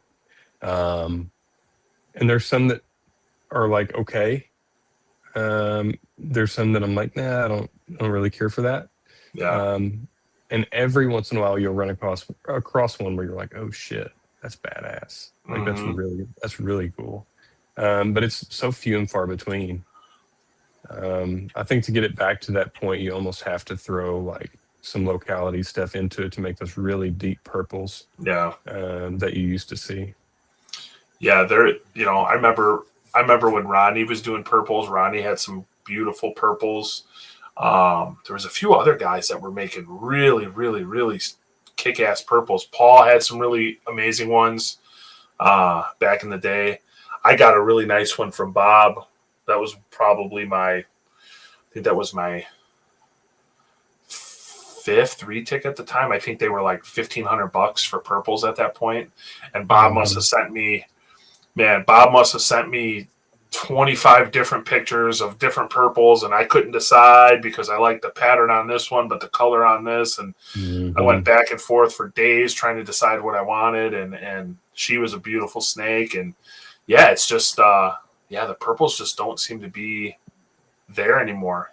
I do see them every once in a while, like at Tinley, I'll be walking through and see a random purple on a table. That's like, wow, that's really pretty. And but it's not a lot. My purple tiger, she passed away. I only had her for a few months. I got her from Nathan Katz. She ended up somehow getting a parasite, and vets really couldn't catch what was going on. But she was like that really dark purple, and I can't. Oh my gosh, who's the guy? She was. Nathan could tell me. It was a guy that was known for his purple, and I cannot think of his name right now. He's a huge purple. He's like 20 feet. Oh shit! I want to say he's like out west. I'll think about it later. Yeah, you have to let me know. I can't think about it. Shane's stuff is really cool. Yeah, Shane's purples are insane. Shane's stuff is really cool. It's just his stuff too. It's just so crazy to see where it's kind of went to. Like, I mean, I remember when he got his first Sunfires, and like that's when me and him first started becoming friends. And I remember like, this is a posset, this is a posset. Like the odds of making, them both proving, and then just to hit on like purple super. I remember when he cut that first clutch of that purple Super Sun stuff, and they were so bright, and the purples were so crazy. It was seeing those snakes in the eggs for the first time I'll never forget that. They were unbelievable looking, and then to see where he's at now with like the OGS stuff, and he's like, I think like once you get in, and then like once you look through enough ads and you see enough people and you kind of get to know them, like everybody has a style. Everybody has a style, and everybody has something that they kind of own, and that's what makes them really good. And I've never actually talked to Shane, but I've been a big fan of his stuff for a while. I know he owned a tribal for a little bit because I ended up finding a post about it. and I was actually going to ask him if he ended up doing anything with it, but dude, you can tell it's one of his animals. Like he's made his mark on it. Yep. And you can tell it's his because it's that bright orange. Like he's really taking a lot of pride in that. Yeah, oh yeah. He is like one of the best examples. Like Rodney's another one. Like when Rodney does something with the localities, you can tell like he's put his brand on it. Yeah, for sure. There's a few guys that stick out like that. Well, like you said, you can kind of, I mean, Eric's one of those guys. I think of Aubrey with his ocelot stuff, you know, like you can tell those people's animals, you know, I could probably tell you most of them. Like I could see it, a snake and probably tell you that's from Eric or Shane or, you know, Rodney or Aubrey, you know, like their animals are so noticeable. It's crazy. Yeah, Eric Lee, he's one you could point out, but his animals are so small. Like they're so small, but they look so good. Who's the other one that I'm thinking of right now? Man, there's another one. Relatively, he's a relatively newer guy. His stuff pops up all the time. Scale House. Oh yeah, Logan. Yeah, dude, that guy is killer. Yeah, he's a nice dude. I met him at Tinley. What was that? October, I think he was there in October. He came in. He's a very nice guy, man, and he's making some awesome stuff. We talked a few times, and his stuff, like, yeah, when I see the picture, I don't even like see his logo. I know that's who that is. Yeah. He's doing some killer stuff over there for sure. And he's done that early, but I'm trying to think of any other morphs that I'm really into. I feel like I'm a little bit more into the locality stuff than I am morph specifically, but Tiger Ocelot. Holy shit. Yeah, dude. Saw it at Aubrey's table. Like I'd seen pictures and I was like, oh, that's sick. Pictures don't do it justice, man. Not at all. Wild looking. Yeah. Really cool. So Tiger was one of my least favorites. It's actually kind of grown on me a lot. Really? Yeah, I own two of them now. And they were both produced by Rodney, but the female tiger that I have, she's exceptional. And when it's done, it's in good taste, like anything. It's really, really good looking. Nice. Yeah, I love tigers, but I also love super tigers. So I love getting a tiger just so I can make supers and I can make normals, right? So I've always, like, when I buy something, you know, for the most part, I'm like, I'll try to get a tiger, just because then I can make it all, right? Because I've always been a big super tiger fan. Always liked them. You know, they were another one when they first started coming out. I was like, oh my God, they're so cool. They're beautiful. I want one. And I've had some really, really pretty looking super tigers over the years. There's not a lot of people making them, and I don't know, good quality. Like I've always been a big fan of the reduced pattern, like the real, just one or two stripes and really yellow. And that's been my favorite forever. So they're big super tiger fan. I want to see super tiger ocelot. I think it's going to be really neat. I have a really good feeling it's going to be cool. Hopefully we see that soon. The two that I don't have that I really like a lot, though, Pecan. Pecans are cool. Just don't know what I would do with it. And Hypo. I love Hypo. Hypo's so awesome. I saw that Paul's Hypo clutch hatched not long ago, and I look at those snakes and I shake my head because I know I want it, but I don't even want to bring myself to just open up that. The colors that those hypos have it's unlike anything else. I mean, so I bought a tiger even though I liked the non-tigers more. But like when you get like platinum hypo, to me is I don't know if you can really make that snake any better. Like a platinum hypo, like Paul's big female bitch face, like that snake when she fires up, that is one of the prettiest retics on the planet, in my opinion. I'll have to look that. That's just a 2-gene platinum hypo. It's unreal. I'm curious. So like I got a bunch of hypo project stuff I'm working on. I'm actually right now I have a platinum golden child tiger double hat purple hypo in with a platinum sun double hat purple hypo. So I want to see like a purple platy hypo might be really cool, or a purple GC hypo might be really neat. GC hypo I'm really interested in seeing. But we'll see. It could be a bust. It could be a horrible combo, but we'll see. So I'm more of a, like, I think my style is like more with less. Like me, when I think about things, I don't think about the combo portion of it. I look at this tiger that I have and I go, everybody loves this tiger. What makes it so good? Right. Like, how do I make this one morph look really good? But some of the combos, and I look at doing some of the combo stuff. But I think I'm just more of a, how do I make this look better? Yeah. How do I make this one thing look better? Yep. Yeah. That's a good that's the polygenics, making that animal look better because of a certain look it has, right? So yeah, there's a lot of cool stuff that can be done with that. Even just a normal retic, dude. Like I just really enjoy like even the way that a normal retic looks. Like there are some that have been produced out there that you'll run across that don't have any morphs to them at all. And I really appreciate them just as much because you kind of see it for what it is. You kind of see all the colors and you can see the back pattern and everything. And it's kind of a blank slate to throw into the morph that you want and kind of play with it a little bit. Yeah, I hatched a few normals this year that that were like a lot of black, real thick blacks on them, and a lot of silver and stuff, just really unique looking. And I'm like, man, I haven't made I don't really make a lot of normals, period. But these were like exceptional. Like I actually sold them to some people that were looking for normals, and I got pretty good money, like $200 for a normal.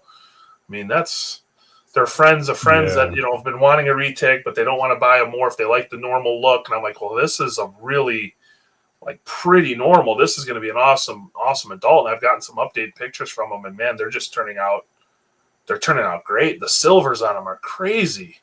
Yeah. So, have you seen? I go back to locality here, so I apologize. But have you seen Mayray Sumatrans? Yes. Dude, they're sick. They're sick. It's silly. I told him like I thought about getting a Sumatran, but I don't know if I want to throw the silver into what I'm doing. Yeah. But dude, those animals are awesome. They are. That's another locality I'd love to have. They're beautiful. They're awesome, and you know that he's got to absolutely love them because he has I think two of them at least are wild caught. Yeah. Yeah, and you've got to love them because I don't think those wild caught Sumatrans are. I don't think they like to be messed with too much. No, I would imagine not. I just can't do the wild caught stuff anymore. Even if it was offered to me, like even if someone offered me like wild caught Sula stuff, I don't think I could do it. I just been there, done that. I just don't want to mess with them anymore, man. It's just not for me. It's not for me. Never messed with any wild caught stuff. Never had the opportunity to. And I don't have a desire necessarily to. Like if we got to import again, of course I would. Yeah. I would do it in a heartbeat, and my hands would look like hamburger meat probably. Yeah. But like I would try to import as many babies as I can. I don't want to import anything with any size. Just give me the babies to mess with. And there's a guy in the Philippines. We've messaged back and forth here recently, and he sends me some of his catches out in it's like the Bukidnon province of Mindanao. And he sends me stuff like I'll have to send them to you, like the thick blacks that some of those animals have. And I'm like, why can't we just get more imports? Like it would change it up. Because we're not making anything like that. Talk to Bob, man. He'll bring you some over. He'll hook me up. Man, who knows? Price. Who knows? I'm waiting to see what's going to be coming out next. I'm sure there's something coming soon. I would have a feeling. But there's something hiding somewhere. Yep, for sure. Which, hey, I'm cool with as long as we get it here and we get to play with it. I'm I'm pretty cool. What's your thought on Aztec? I like them. I love them. I got one of Nathan's, a female, and it's dude, beautiful snake. Sucks that the price dropped like it did for the guy. I feel bad for the guys that actually invested money, and bought him as an investment and stuff. But what are you going to do? I mean, it sucks, unfortunately. But I think there's going to be a lot to be business. Yeah, I mean, we're at the point now where you better buy a male. If a new morph pops up, you better buy a male immediately and put work into them and really, really, really try to get a clutch out. Because chances are it's going to be Bob that gets it, and I mean Bob's gonna put work into it and make a ton of babies. I mean, look at he just popped out Aztec genetic stripes, which are crazy. Dude, I'll send you I'm sure you could see it on Facebook, but if not, I'll send it to you. It's crazy looking. So it's like I didn't even know he made Aztec het genetic stripes, and here he made a visual. It's crazy. So. Yeah, I mean, there's going to be a lot of cool stuff. I saw that guy, what's his name, Bailey, just posted on the Nation Aztec that he made with Brian Watkins. I guess they did a pairing. It was Brian's, what did he have? He has the Mochino, he's got the Aztec Sunfire. And I think he said somebody said it proved out Het Mocha. So they did that to a platinum, I think it was like a platinum Phantom Sunfire Het Caramel. So, or something like that. So they made like platy Sun Aztecs, which look, the one that was posted today looks pretty freaking sweet, I will say. And I got sent some pictures that I guess Brian posted of the Mocha. I don't know if it's a Mocha or a Mochino Sun Aztec that he made, which is wild. It's the best Aztec I've seen produced in the States by far. I've never seen that one. The one that Brian produced? No, dude, I'll send you those. Those were sent to me the other day, and that snake that's by far the best Aztec I've seen produced here in the States. It's crazy looking. Before my ADHD squirrel brain goes off the rails here, G-Stripe, dude. Yeah. I hope it's making a comeback. Dude, it's awesome. I was deep into it for a while. I had a lot of genetic stripe stuff. I had a Sunfire. I actually did, so it was a 50% Solaire Sunfire genetic stripe I had many years ago. But I made Platinum Phantom genetic stripes, Platy G stripes, Sun G stripes, all sorts of G stripe stuff. And you said it was 50% Solaire? It was the breeding was done by Greg Bryan at the Retic Ranch. So I'd have to go back and if I can even find it. It was, from what he told me, it was a 50% Solaire Sun genetic stripe. This was back in, this was probably 2006, 2005, maybe. So who knows? I didn't even get it because of the Solaire. I didn't even care about that. I just wanted a Sun genetic stripe because it was awesome. But the oranges and stuff were cool. But yeah, I mean, I think there's a lot of stuff that can be done with it. The problem is that's the babies, dude. And I didn't believe it till I made my own. Everyone says that like Travis told me, because Travis does a lot of G-stripe stuff. Gavin Bowe does a lot of G-stripe. They're all like, hey, like the babies come out, they're horrible to get eating. Like they're terrible. And really? I'm like, yeah, I'm sure, whatever. Dude, they suck, man. They were horrible to get eating. I probably lost. I've had more babies die producing G-striped stuff just because they wouldn't eat at all. At all. Just won't eat, just die. Ghost G-stripe. Yeah. I know Travis does some of that stuff. Like, dude, with the bone white head. Like, that stuff is awesome.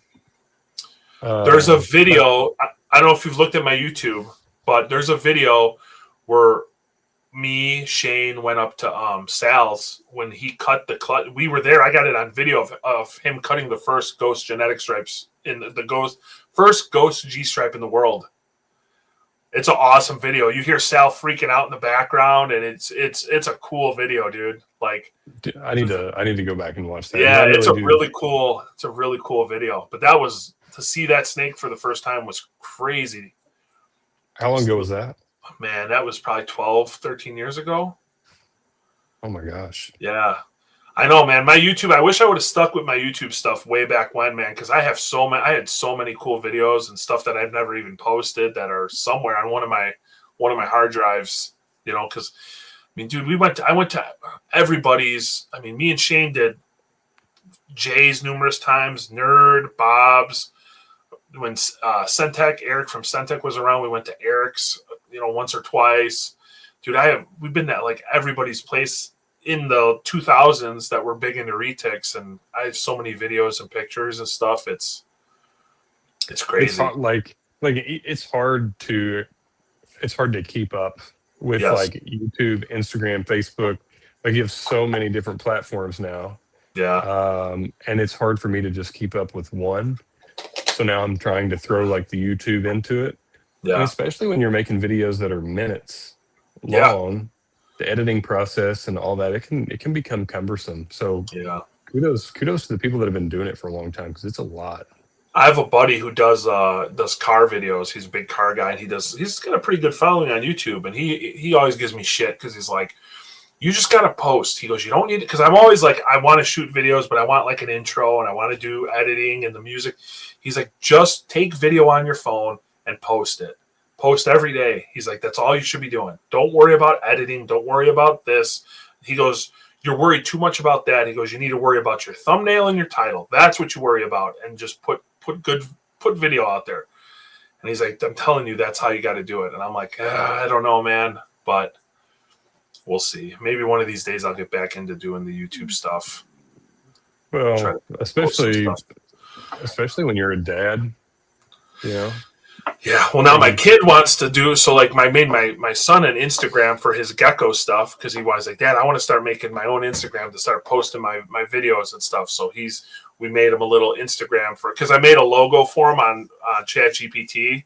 So made him a little T-shirt that he was wearing at Tinley and stuff, and he wants to start doing this because I think we're going to get our first clutches of gecko eggs here pretty soon. So I'm like, all right, we got to start promoting it so you could start selling some of these geckos if you hatch any out. So I think just recently I followed him on Instagram. I did not get a follow back. So no, so it's telling me left me in the dude. dark. I'm like, I'm trying to update that too. And I'm like, I got my JK Reptiles page. I do the Retic Radio Instagram. Now I got his Instagram. So I'll have to give him a hard time. But yeah, it's the social media stuff is crazy, dude. There's just so much to do. You got to be active on it, which sucks. Yeah, and it can be a little disheartening, like you put a lot of effort into it, and some things take off effortlessly. And you're like, oh yeah, I can do this, and then you'll really put a lot of work into something and post it, and then you get like 5 views and you're like, what the fuck? Well, it's always the stuff you don't think. It's the stuff you don't think that's going to get traction gets traction. The stuff that I'm going to get a lot of views on this, and you get like nothing. That's how it seems like for me. The stuff that I think I'm going to get a lot of likes and feedback, I get not a lot. And then the stuff that I'm just dicking around with and I post, it gets a ton of views and a ton of comments. And I'm like, what? Yeah. It's crazy. Every once in a while, like I've been on this kick of like posting every day, like just making myself do it. Yeah. So the algorithm like picks me up, whatever. And what I noticed is like there was a while where I had a lot of traction and gained a lot of followers and a lot of likes and a lot of views and all this. And it slows down eventually, and you run out of ideas. So you kind of become lazy and you throw the same old video up if you just holding a retic. Yeah. And it only goes so far. So it's something that you got to put effort into. Absolutely, man. And you got to think about. Yeah, for sure. Well, we've been on here an hour and a half, dude. I didn't think it was that long already. You want to keep going or what? I don't want to keep you. I know you're a night guy, but I don't want to keep you. We can, if you want to keep going, I'm good. I can. We're talking retics, man. Yeah. All right. We can go a little longer. We can go a little longer. Yeah. The social media stuff is. I'm hoping with my kids, especially my son. I'm hoping when he gets older, because that too is my other thing. Is like, I'm not a very like let's just set up a phone and record, right? I want somebody walking around with me or like moving the camera and doing all that. So I'm hoping that when he gets a little bit older, he'll be more into it and want to help me out, or let him even do it. I'll let him hold the snake and I'll talk or whatever, right? And just I think that will be easier, a little better, I think, for the views and stuff like that. But I don't know, maybe not.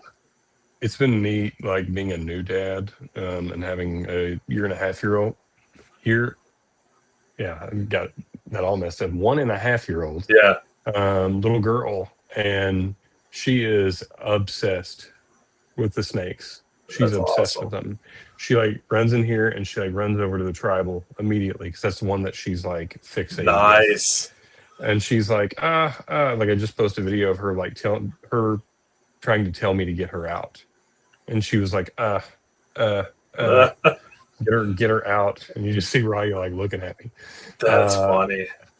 And I'm like, honey, no, we can't right now. And she tries to open them up, and I'm like, you can't. Like, I have to get actual locks here soon. Because Yeah. one of these days she's actually going to open it up. Yeah, that's a scary thought. And they're not going to mean it. You know, Yeah. they're just going to do it because they think it's food. Yeah. My kids had all the neighborhood kids over today. That's our house has been like the hangout the last few weeks. So they're all running around. There's like 15 kids running around in the yard and blah blah blah. So there's a kid that my son just made friends with. He's a little older, but he's a big animal. He's a big animal nut too, like my son is. So my son's like, Dad, can you go get one of my ball pythons and bring it out to show him? He hasn't seen, he hasn't seen it. So I bring it out, and the kid's freaking out, and he's so excited. We're talking, and he's very nice, I think he's like 10 or 11, so he's a little older than my son, but super knowledgeable about animals. I guess he was telling me he has some geckos at home and a tortoise or something like that. And we start talking snakes, and he's like telling me all the stuff about the Jacobson's organ and this and that, and then my son Joey's like, yeah, he's like, Dad, I was telling him about all your giant snakes you have. And he's like, oh, what kind of snakes do you have? And he's like, I'm like, guess. And he's like, not reticulated, right? And I said, no, I have a bunch of reticulated. Oh, those are the longest snakes in the world. He starts spitting off all these facts about retics and stuff. And I'm like, oh man. So I was like, I was going to bring one of the medium sized one out to him, but with all those kids, I'm like, I don't want to do that. A lot of my neighbors don't know I have snakes. So I'm like, I don't want to bring this big giant snake out and freak everybody out. But it's pretty cool that like, this kid knew what he had told me that, they're from Southeast Asia. They can get this big. They've eaten people. Just all the typical retic facts you would read on the internet or in a book, right? It was pretty cool to see. But I mean, that's sick that there's like a 10, 11-year-old kid out there that like knows all that. Yeah. So I'm waiting for Joey to be like, oh, go watch my dad's YouTube page. Or I know he's going to tell him. I know, and then pretty soon it's going to be like, oh, so then I'm like getting a little nervous, like, man, hopefully these people, I'm like, oh, this guy's got these giant ass snakes in his house. But well, that was like, especially with the job that I have, that was one of my main concerns about like posting all the time. Yeah, was people were going to judge me based on keeping snakes, because people think snakes and they think like, I don't know, weird, like you're a weirdo for keeping them, kind of. So there was always like this stigma behind it. So even today, like I went to the funeral home and somebody was like, did you bring a snake with you? And I'm like, oh yeah, it's in my pocket. Like, the hell, and it happens so frequently, and it's not as bad as I thought it was, but I catch myself doing that, even posting on social media or Instagram or Facebook or whatever. Mm-hmm. But there's still that little part of me that's like, oh God, are my neighbors gonna, like, oh Jesus. Yeah. Where I used to live before we lived here was the town I grew up in. So like everybody knew I had snakes, even like all the fire department, the police officers, they all knew I had snakes, and like everybody, right? I was a snake kid. They knew me, they knew I had stuff. So like, I would bring them out in the yard, in the front yard. People were freaking out, like, oh my God, but I wasn't never worried about getting in trouble or anything like that. Bring them to my work. I used to get snakes shipped to my work all the time. My boss was super scared, but like, it got to the point where like I was getting so many snakes shipped that like she would couldn't even be in the room if I had one out, to her actually touching one, almost holding one. I almost got her to hold one, but she was freaking out. But so it's like it's been a part of my life at work and everything for the longest time. But yeah. We sold our house. We sold our last house. Gosh, back in August, I think. August. And so we had the basement, and then I had the snakes down there. And as I was talking to my realtor, he's scared to death of snakes. Oh, Um, geez. and so I was thinking about it. I was like, oh man, people are going to come into my house. They're going to see that these snakes are here, and it is going to shoo them away from buying this house because people hate snakes Yeah. so much. That was not the case. Nobody Really? really cared. No, nobody really cared. I was actually kind of Interesting. surprised. They're like, we don't want to touch it. Like, none of them are out right now, are they? And I'm Yeah. like, no, I don't just keep them out. Like, that's not how that works. But so I had to put signs up on everything like, hey, do not open. Wow. See, that was my worry. Like, because we still would like to move at some point, and I'm like, man, how am I going to sell this house with all these snakes? I mean, it may get to the point where I may move them if we get to that point. May shift them into the garage at least, so they're out of the house, but they're still like, because otherwise I can't. I don't know where I would put them.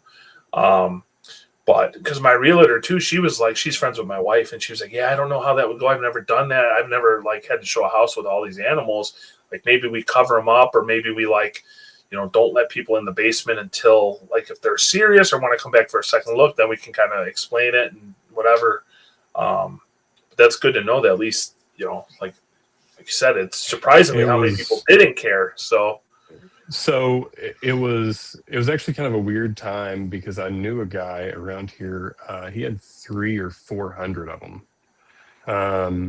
holy And shit, he and his house sold like they were like, oh, it sold no problem. Like we're not worried really? about your measly, 20 or Yeah. whatever it is. We're not Wow. concerned about that. And then a house I was going to go look at, um, I was just scrolling through the pictures and there was a like rack tub system. I'm like, surely No not. shit.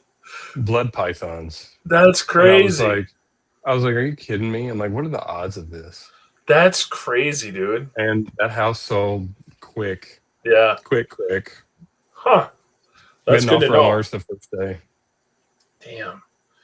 Yeah, the only thing that gets me worried then is the size of some of these are pretty intimidating when you look down and see this giant 150-pound retic curled up. Might be a little scary, but I think what I did was I actually covered up the cages. Like I covered them so like yeah, they couldn't see because you know how retics are like when you walk past the cages, they're they're heavy. flat to yeah, they're right up to the glass. They'll nail it. So you Yeah, don't want to. I don't want to give that off to people. So I would like put up a blanket or something, yeah, that's not a bad idea. just so Well, they shit, couldn't mess with it. that's good to know. I'll definitely have to keep that in mind now. Maybe ease my worry a little bit. Well, But how many do you have now? I got a lot, dude. I got counting babies and holdbacks, and I'm probably right around the 100 mark or so, 80 to 100 probably. So quite a Dude, few. I got how quite a many of few those are snakes. adults? I got what do I got? 35, 40. Trying to count all my visions in my basement. I got that most of the bigger stuff is in. Probably like 30, probably 30-ish, give or take. So, I mean, they're not all giant, right? I got, 10, 11 footers in some, and then I got some real big ones in others. But yeah, What's your biggest? right now, my biggest was my blonde tiger, but she passed. Probably I have a big tiger. She's a double het purple anthrax. She's pretty big. It's tough because she's probably the thickest. She's probably about 150 or close to there. But then I have a that purple sun het pied I was telling you about. She's not as thick, but she's very long. So one of them two, they're probably both 17, 18 foot ish, give or take. Mm, That tiger double head is like, she's so big around. She's huge. really? Yeah, she's a very heavy bodied compared to the purple sun. I mean, the purple sun is not a small snake, but compared to her, she's small. That tiger's thick, man. She's always been a thick snake since I've got her. I've not had any I've not got the opportunity to mess with any like truly like big retics. Average size probably is mostly what I've messed with. But some of like the 18, 19 feet, like I would like to be around them just to kind of see what it is. Yeah, they're fun. They're a handful. They can, like I was saying, that Purple Sun is a runner, man. She's a handful. The tiger's pretty sweet. I have a pretty good sized Motley. She's a sweetheart. The cow's like 16-ish, 17 maybe. Probably more around 16, but she's good for the most part. As of late, she's kind of been a little moody. I don't know if she's actually starting to cycle or not. She's been very, very moody lately, which I've noticed like my older females right now, like as it's started to warm up, they are a little bit, I'm not going to say testy. Yeah. They're a little bit more active. Yeah. They're a little bit hungrier. Yeah. I've noticed it, and starting to build them follicles. Well, I have one girl, she's 2.5, and she looks like, she's probably 8 or 9 feet. Yeah, at least. Yeah. 8 or 9 feet. But she's only 2.5. She's still probably got another year, but even she acts like that. Yeah. Right now. This weather's crazy, though. I think that has a lot to do with it. I don't know how by you, but by me, it's like, dude, we were hot, and then we dropped down into the like 30s, then we're back up. Like this morning, we were like low 40, but then by the afternoon, we were like 70 again. And it's I don't think it's as extreme as yours is. Yeah. Like there'll be some mornings where it's like in the 40s or the 50s. It's not necessarily getting down into the 30s, but yeah, it's been swinging quite a bit. And I noticed that as it gets cooler, it does have an effect on them. They tend to slow down a little bit. But as that weather starts to heat up, especially being outside and not being completely a controlled room, a lot of that air gets in here. Yeah, they'd probably affect them a lot more, I'm sure. Because, that's like my season has been jacked up. I have nothing breeding. I have no eggs. I have nothing going on. I don't know why. I was talking about it with some other guys, and I'm like, it's got to be the weather because I've done nothing different this year. Everything's been slamming food. Everything is still slamming food, but nothing wants to breed. My males do. Females are not giving it up this year. So I can't remember who I was talking to just recently. He tried to pair up 6 different pairings. He said that he only had 2 of them that went. Yeah. And I was like, why do you think that is? He's like, I don't know. Sometimes it just happens that way. But yeah, it seems to be what you're saying is like, I wouldn't say it's like a normal for everybody, but I know there's been a couple that have struggled. Yeah, this is the first year I think this season that I haven't had eggs. Like I usually can get at least a clutch.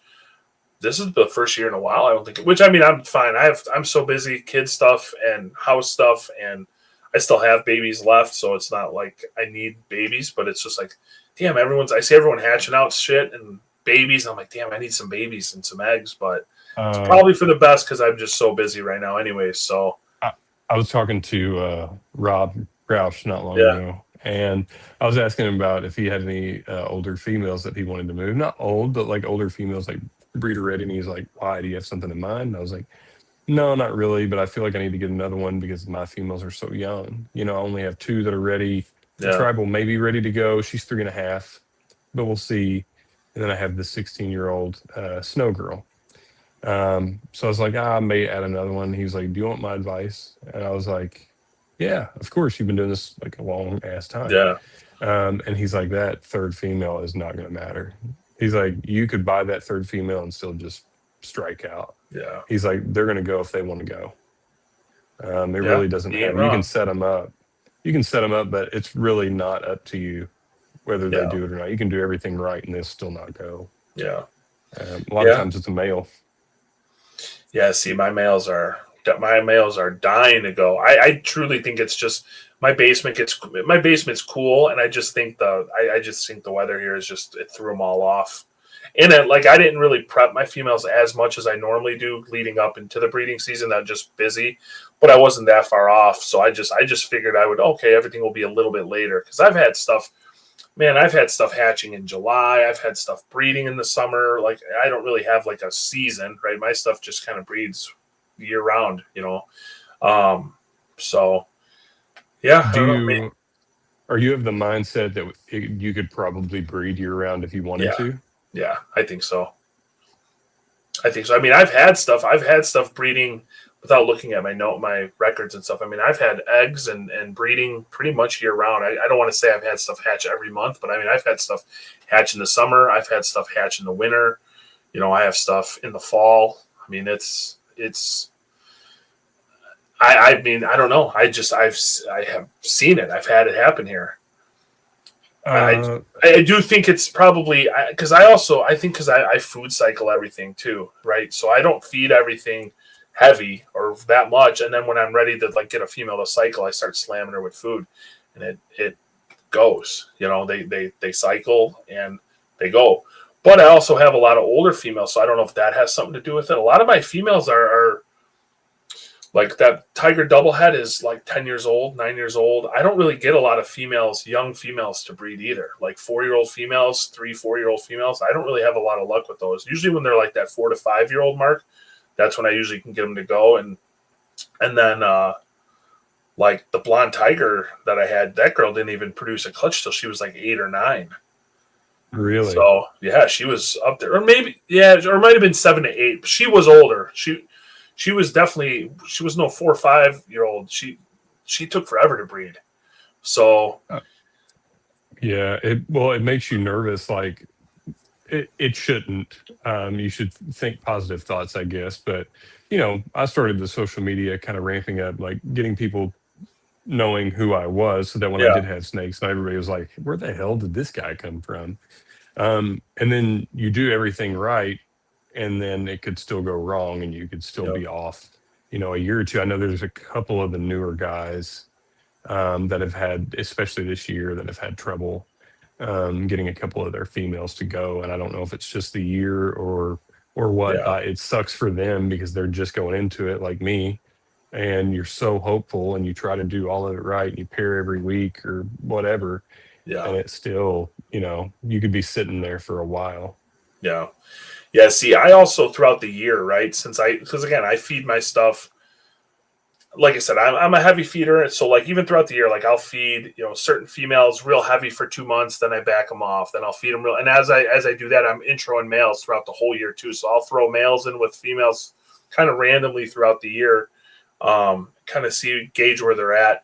I can't palpate for shit. So I'm terrible at it. So I can't really, I've never been able to do it. So if I could palpate better, then I, would be able to do that. But, yeah, I mean, and again, I'm not trying to make a ton of clutches anyways. If something breeds, it breeds. I mean, I have my projects that I really want to get to go, but if they don't go, they don't go. It's not the end of the world. What hold back, or not hold back, I'm so sorry. What babies do you have right now from last year? I still got some of the Sula stuff. The Sula Phantom was that, I got some of those. Yeah. I got some of those left. And I have like I got 2 or 3 of the double het hypoanthrax babies left. And then I have some stuff from me and a friend did a breeding. So it's just lower end stuff, just some like orange glows, normals, stuff like that. Just a couple of those animals. But yeah, so the Ocelot Phantoms look really good. Yeah, they do. The Ocelot Phantoms are incredible looking snakes.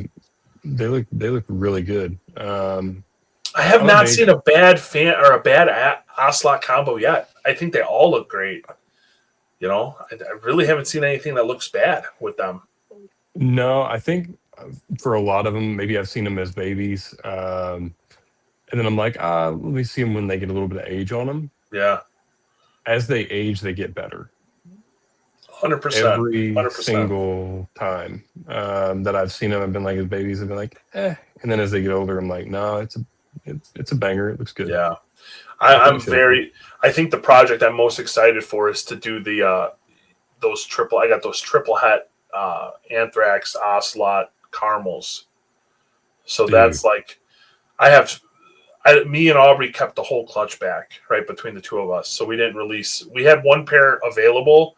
But I put them up super high on Morph Mark. I think it was like $15,000 for the pair. And I didn't really care if we sold one or not, and that was what we talked about. It like, we'll put one pair up. If it sells, it sells. If it doesn't, it doesn't. Like that's, if somebody wants to get into the project, they're going to have to pay to get into the project. So, so I mean, we have all of them, and that's kind of why we got that visual orange glow male, so we don't have to play the triple het game. But I think an ocelot anthrax tiger is going to be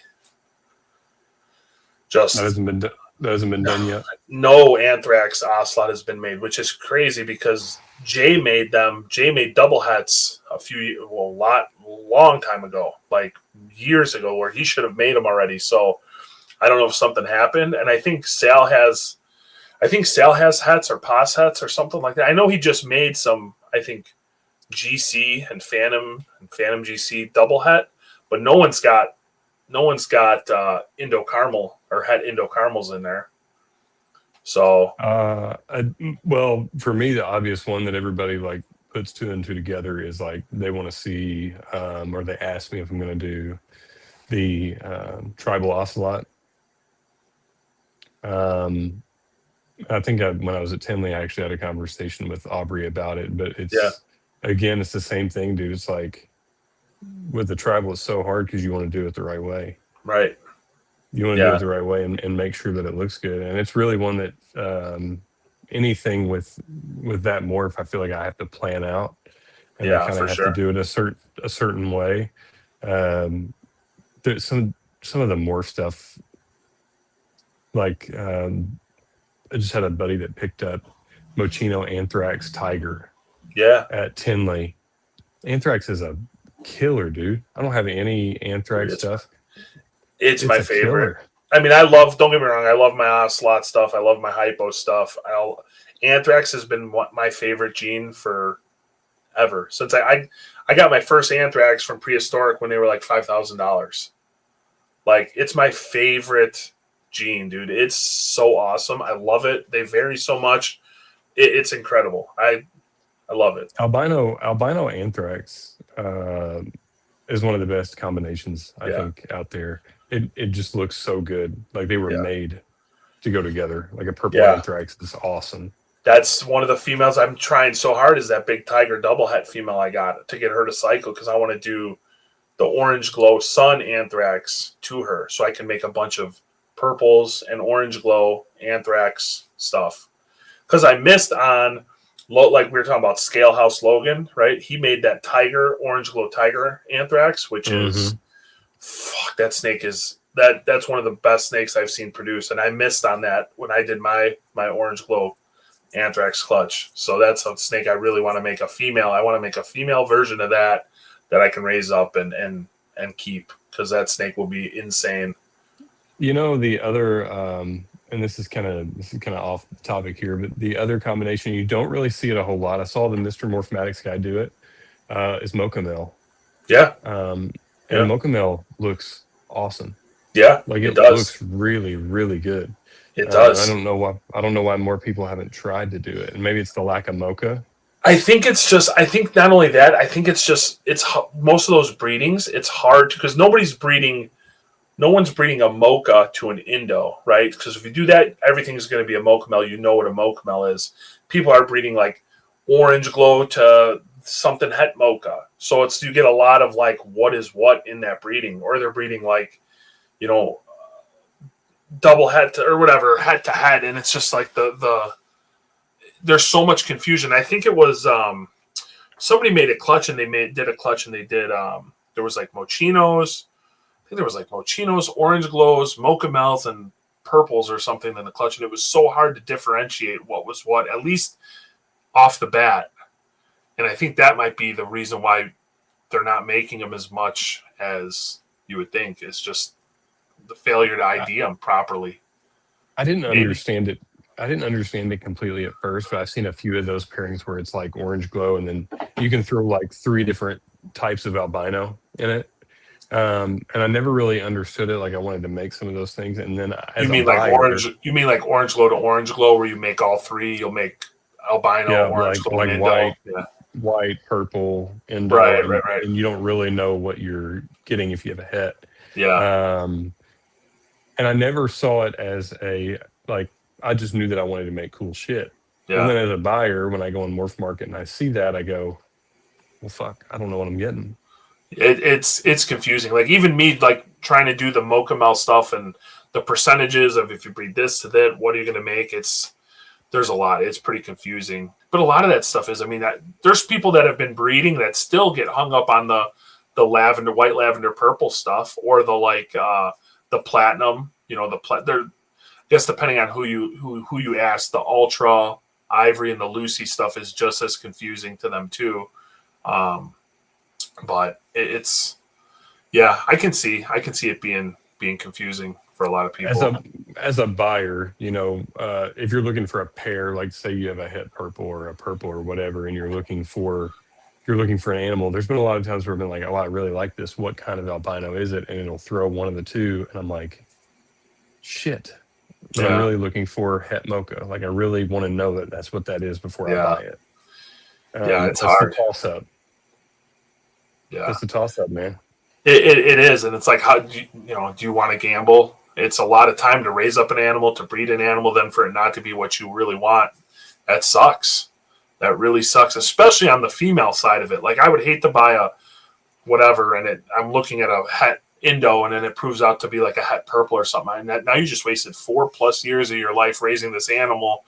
You had all these projects planned out for this to be a het Indo, and now it's not a het Indo. It sucks when that happens. Yeah, it happens a lot. I bought a GC het snow. She was my second one, and I thought that she was het purple when I bought her.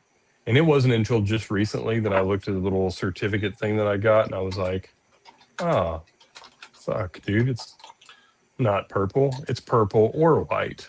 Yeah, so it was from a lab breeding. Yeah, so it's from a lab breeding, and then you're just kind of sitting there like, shit. Yeah, it sucks, dude. It sucks so bad. I should have paid more attention. Damn. But it's like, I mean, we didn't know, like back in the day, that's how it was working, you know, because I mean, I remember when that stuff was being produced, and it's like Bob first breeding, he made all three, or yeah, I think it was like one of the first breedings he did made all three phases, which was crazy.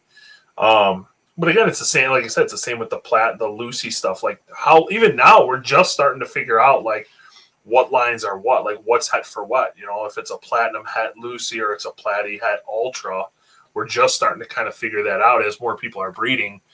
I'm not tracking on any of that. Like the it's stuff. Like I'm not. It's the same as the white lav purple stuff basically. So like you've heard of ivory, right? Ivory retic. So ivory is basically your lavender. So if you breed an ivory to ivory together, you can make a ultra ivory, an ivory, and a Lucy. So basically, just like if you breed a lav, you'll make all three. It's the same thing. Breed an ivory to an ivory, you make all three versions. I look at it as like the ultra is like the dirty version, ivory's a little more cleaned up, and then Lucy's like your pure Snow White version. I guess I wasn't tracking on any of those like morphs. Like that was just one that completely just like didn't hit my brain. One of the Philippine guy that I was talking to, he actually sent me a picture of an ivory tribal. Oh, that nice. That was made over there. Did it look any different than a regular ivory or not really? Oh yeah. Yeah? That's crazy. Yeah, it definitely did. You could tell that there was a difference. I'll send it to you so you can see it. But I guess I've not tracked really on any of that stuff. But when it comes to the solid white snakes too, I don't. Not your thing. Nah, it's not really my thing. This was the first year I made when I did those double het hypoanthrax. I made ultras, and this is my first year making ultras. And man, I actually was really a fan of them because they do look very different. Like they could have been normals, there could have been tigers, and they could have been super tigers. So like you can kind of tell which ultra is a super tiger and which ultra is not a super tiger, because the super tiger ultras were really clean and they kind of have a dorsal stripe in a way. And the non super tigers are very dirty, a lot of speckling on their backs and stuff. It was it was a cool clutch. I wasn't looking forward to it when I did the breeding because I'm like, I really don't want to make ultras. You can't see much. But when they came out, man, I was like, they're really nice looking, very cool snakes. So I was pretty happy. I don't have any. I want one. I'll eventually get one. A cow. I Yeah. think the cows are cool as shit. I think if you own retics, you gotta own one. That's like the, I think, pinnacle, or not pinnacle, but that's like the retic morph if you're gonna be a retic person. I feel like they're so cool, man. They're so cool. And then there's people that are doing like Calamaya, Yep. and then Emeraldo. I got one. I got a Calimaya. Really? Yeah, she's neat. I got her from Aubrey. She's a Calimaya. What is she? Calimaya het purple posset ocelot. So how old is it? What is she? 3, I think, 2 or 3. She's like 8 foot, 9 foot. Super unique, like totally different look than the cows. Like seeing them next to each other, it's night and day difference. I'll send you some pictures of her. She's cool, man. Yeah. A buddy of mine's actually going to do a pairing, I think maybe next year, something like that. And it could throw Emeraldos and cows. Nice. I would say. That's right, isn't it? I'm not messing that up. Yeah, I may be messing that up. My brain is a little. Anyways, he called me and he's like, "How am I going to tell the difference?" I'm like, dude, I have no idea. Like the Calimayas, now when they're first born, I don't know. When they're first born, I think it's harder, but I know as they get a little size, the Calimayas almost get like yellow stripes down their sides, it seems like. Whereas the cows will not get stripes. From the ones I've seen. The Emeraldo, do they have a yellow head? The Emeraldos, those should be easy to tell apart. Because the Emeraldos are like a pinkish purple looking. Are you sure you're not thinking of Calimayas? I think you're thinking Calimayas. Maybe I am. I think you're thinking because Calimaya and cows look. I think when they come out, they're both white. They're both white snakes. And you know as they get older. Yeah. Or can you tell immediately? I don't know. I haven't seen enough baby Calimayas, so I think baby Calimaya. I don't know if they come out with the yellow stripes, but like when I send you a picture of the one that I have, you'll see she's got kind of got like a stripe down her back and then like 2 stripes down her side. They look different for sure. So as somebody who's into blonde, the same complex as Amel. Yeah, right? So Amel and blonde are allelic, and they make what Samson called the Rhapsody. Okay. Yeah. So I was going to ask you about that. I looked at Rhapsody. It looked a lot like white albino to me. It's from what my thought is, it's like a faded lavender as they get bigger. So like the thing with the blondes is they hatch out like an Amel. I don't know if you know that or not. No, so I don't know anything about them. So blondes hatch out like an Amel, pure white and yellow. And then as they grow, they get darker. They get more and more like the melanin or the whatever you want to call it, right? They just get darker. So, and it seemed to be, the thought was, how we figured this out or kind of stumbled upon it is, I believe it was Garrett when he was still at Prehistoric shipped, I forgot who he shipped them to. Maybe it was Gavin or somebody, some snakes, and the FedEx guy left them like on the doorstep in the winter. So they were cold. So when you opened the box or something, they didn't look like blondes, like they were darker, which was like, this isn't what they were, or something like that. So the thought was, oh, well, if you keep them cooler, they get darker longer, or they get darker quicker, right? So when I got mine from because I got my blonde from Jay and Garrett, and she was like snow white, dude. Like probably only had one meal, like she was tiny. So Garrett was like, hey, make sure you put her in the bottom of your rack, keep her a little cooler, and that should like trigger her to change quicker, right? Like, okay, why would that do that? That snake got so dark so fast. I lit within like probably not even a year. She went from an Amel to a lavender to a purple to like darker than a purple. Really? And now and then there's guys that kept them warmer like you would. Like, I don't think I want to say I kept her at like 84 her whole life.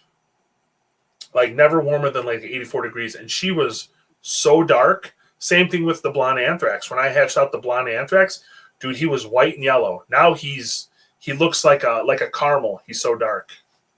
What is and this is a different question, but what do you keep your hotspot at normally? Now I like 87, 86. Okay. So I mean, but when I got into it, we were doing 90. So and then like if I feed something, because again I feed really huge meals. So if I feed something a really big meal, I will bump up their temp. I do bump it up to 89 or 90 just to kind of help them with digestion. Just those big meals, man, they need that extra heat to help break down that food. But the ambient, and I mean, my ambient is pretty cold in my room because my basement's probably ambient, probably like 65. So like those cages on the cold side are pretty cold, 67. I think I've temped them at, and they'll go sit on the cold side. That's a struggle in and of itself. Having a basement and keeping them down there was a constant stressor. Was it hard? It was, yeah. I mean, it was stressful because I always felt like my cool side was just way too cool. Yeah. See, and I've as time has went on, right? When we started, or when I started keeping them, it was 89 to 90 hot spot, a little bit cooler on the cool side, man. And my snakes would put. I mean, retics were notorious for pushing, right? And I feel like as time has went on, I don't feel like I see that as much. Like, hey, my snake won't stop pushing, or this or that, and it seems like guys are keeping them cooler, which is stopping them from pushing so much. And ever since I dropped a lot of my temps down to like the mid 80s, I haven't had a snake push in forever. Knock on wood. Like, obviously, my luck can change at any time, but everybody always kind of told me that. Retics were going to push. Like, that's just kind of what they were going to do. Like, at some point, they're going to do it. Very, very rarely do I ever have any that push. And people have asked me why I think that is, and I've always kind of kept them cooler. Reading about them and kind of knowing what the islands are like, that they're a little bit cooler than what we thought they needed to be at. So my hot spot is probably around like the 84, 83 range most of the time. Yeah. And they seem to be okay with it. Yeah, I definitely think they can handle a lot cooler temperatures than what we originally thought. And I think if I didn't feed as big of meals, I would probably even go cooler. I just get nervous, man, when like some of these big girls, I'll put 25 to 30 pounds of pigs in them in a feeding, and I get nervous. They're all swollen up on their side, and I'm like, let's bump up that temperature a little bit just because. I'm not feeding that big either. Right. I'm not throwing, big girls 25 pounds of food. That would freak me the hell out. Yeah, it can be scary. But no, I definitely agree. I think the cooler temps are 1,000% the way to go. Like, I mean, I used to have retics when I was doing 90-degree hot spots, man. They'd put their heads in the corner, their snout in the corner, and they're pushing so hard, they're shaking, and their face would just be mangled up, dude. And yeah, I've seen some horrific injuries from pushing. So I mean, I know that some of them. A friend, he has a F1 Mindanao, and he just pushes. Like, that's just his thing. Yeah. Like, he just pushes, and he's going to continue to do it. They've tried multiple different ways to get him to stop, make him cooler, humidity up, bigger enclosure. Like he just wants to push. I think it was Travis Warren was talking about that. I think he had a snake like that. I could be wrong too. It might not be him, or maybe I'm thinking of somebody else. But I want to say he had a snake like that, chronic pusher, and he put it in like an aquarium, like a legit fish tank with a screen top. The snake never pushed. What? Yeah, it was. Was it? I think it was pushing, or it was something like that. I vaguely remember him saying it was pushing, and he put it in an aquarium, and it stopped altogether. Never pushed again. So, because he tried like smaller cage, bigger cage. You'll have to. I don't know if you talk to Travis or whatever. Or I'll ask him next time I talk to him. I'll ask him, because I'm like, it's my brain is not what it used to be. I have a hard time remembering a lot of stuff. But I want to say that's what it was. It was like the snake was pushing real bad, and he tried a smaller cage. It didn't work. Bigger cage didn't work. Hides didn't work. But he put it in an aquarium, and the thing like stopped pushing. So that's so strange. Yeah, it was something weird like that. But they're weird snakes, man. They're weird snakes sometimes. They are. I think what kind of draws me to them is how smart they are. Like, and I don't mean it in the way of like a dog, cat smart. I mean it in like, they pick up on things. They know if you're not competent. Mm-hmm. They kind of learn you and how you do things. I have a couple of them that are puppy dog tame.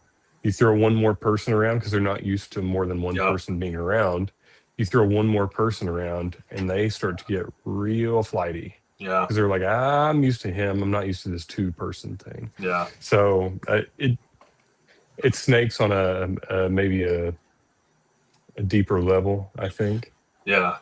Well, I had a pied female that I sold to a friend of mine, and she really wanted a pied.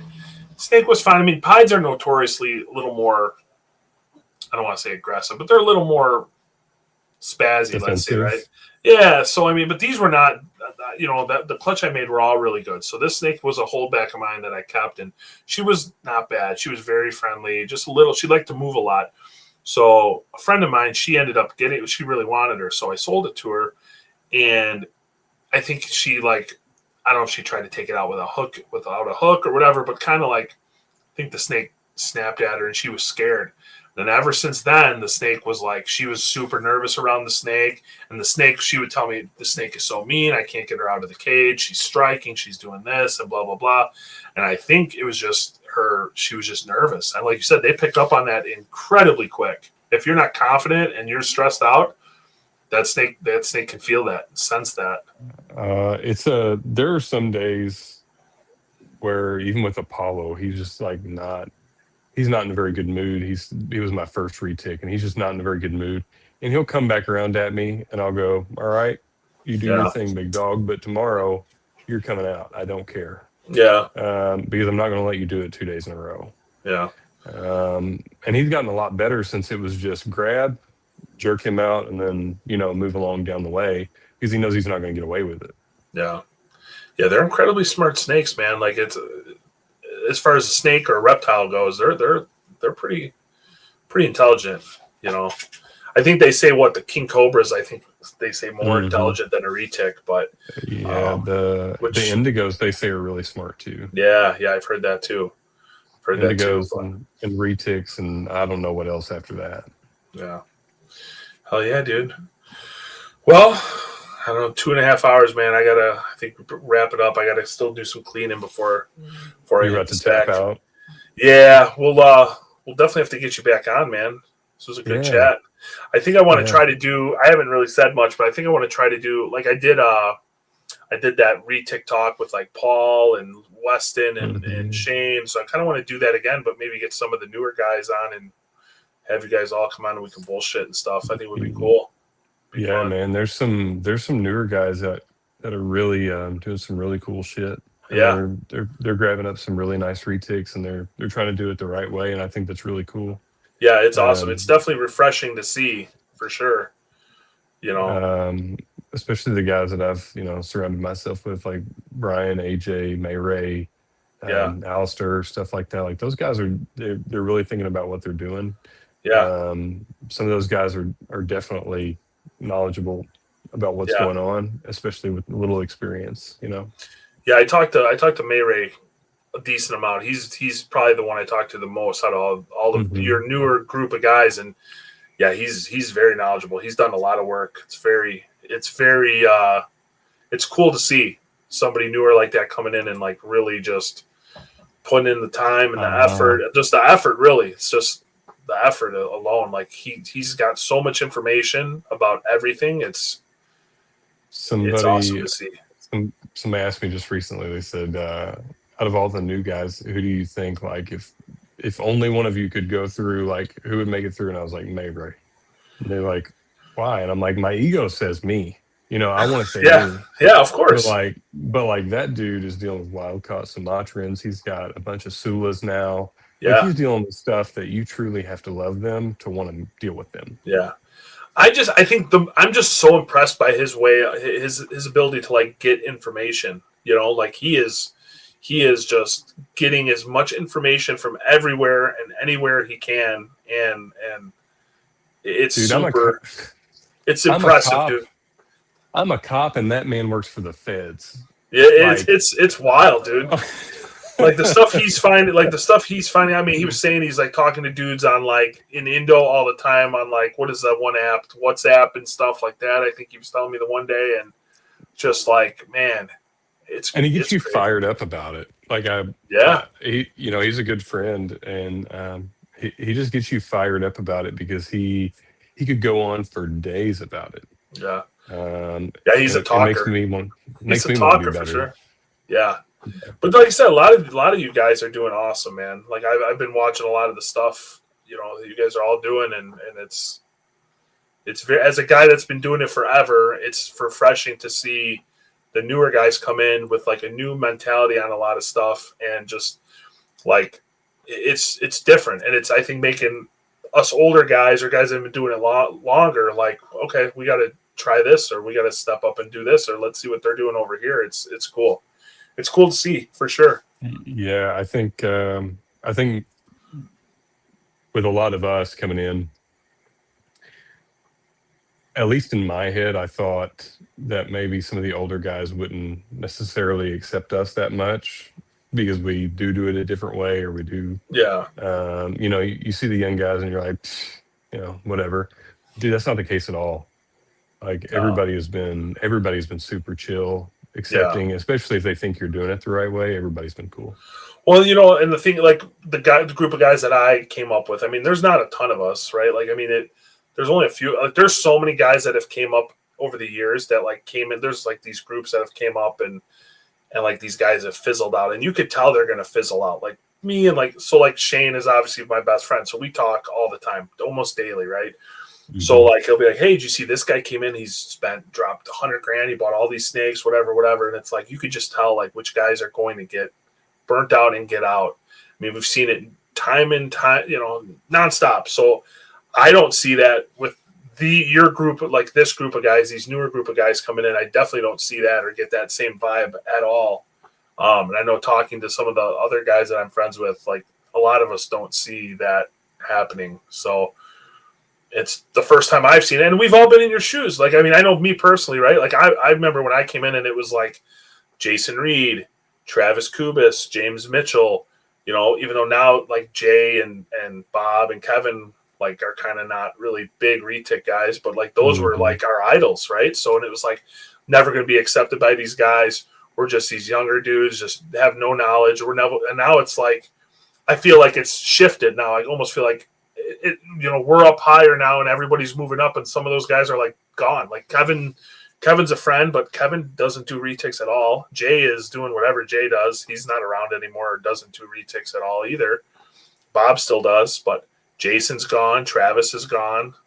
James, I think, keeps retics, but I don't know if he's bred any. So it's like all the guys we looked up to are kind of fizzled out. And so, I mean, I know how it feels. So you want to be accepted by the guys that have been doing it longer. I think in any hobby, really. Oh yeah, for sure. And especially like this, because it's I don't know, at least for me, man, you want to do it the right way. You see guys like you see guys that have done all of this cool stuff and continue to do this cool shit, and you like watch their stuff on Instagram and Facebook, whatever, and you kind of idolize what they're doing, and then you try to emulate that by doing your own thing. And you want to do it the right way. You want people to look at you and go, "Oh, this dude's not going to fizzle out because he's like taking his time, and he's trying to think about this cautiously. He's being careful about it, and that's kind of the goal that you I think want to reach. So I really appreciate you saying that about us. Yeah, man. It's impressive to see. Like I said, and that's the thing. Like, there's always this like, the new guys, like you said, the new guys or the old guys won't accept the new. Or you guys think that it's like, man, I've talked to a lot of you guys, and I think you guys are all awesome dudes. I think you guys are all doing it great, and I'm not going to do it forever. So it's cool too to see these younger guys that are coming up, and like I know they're going to keep going and keep doing it. So it's pretty awesome to see. Yeah, man, I'm excited. I'm excited. Even if I wasn't breeding, I would always have retics. Yeah, same. I would always have them. Same. If tomorrow my wife's like, we got to get rid of everything, I would, I'd get rid of everything but like a couple, 2 or 3 as pets, and I'll never breed them, and I'll just own them because I've had them. Like I said, I've literally had them since I was 14. I think there was a little couple, 2 or 3 years where I got out of them because I got into the Carr stuff really heavily, and I just didn't have them. But I still followed all the forums back then. It was still reading retic stuff every day, but yeah, I mean, I've had them literally since I was like 14 years old. So I'm 41 now. So it's a long time of keeping retics. I tell you what, if you ever hear about Alex without any retics, just know I've died. Yeah. Look in the obituary because I'm gone. Right on, man. But well, yeah, man, cool. I like I said, I appreciate you coming on here and everything, and we'll definitely have to do it again. It'll be said I can sit here and talk retics all day. So, but I'm like, shit, I gotta get these cages clean. I got work early. So, but yeah, buddy. Well, let me. I'm gonna put you on backstage real quick. I'm gonna wrap this up, and then I'll come backstage with you. So yeah, sounds good, man. Thanks again, buddy. All right, thanks, man. Yep. All right, guys, that was episode 18 with Alex. So it was an awesome episode. Great dude. Alex is a great dude. All the newer up and coming guys are doing it awesome. So I'm glad to have them on. And yeah, well, I'd like to do one of those episodes with all the newer guys. Maybe get them on, a handful of them, and we can talk. Be really cool. So, as always, thanks for watching. Make sure you guys subscribe and share around. So I'll talk to you guys soon. We will get the next episode posted here shortly. And yeah, thanks again, guys. See ya.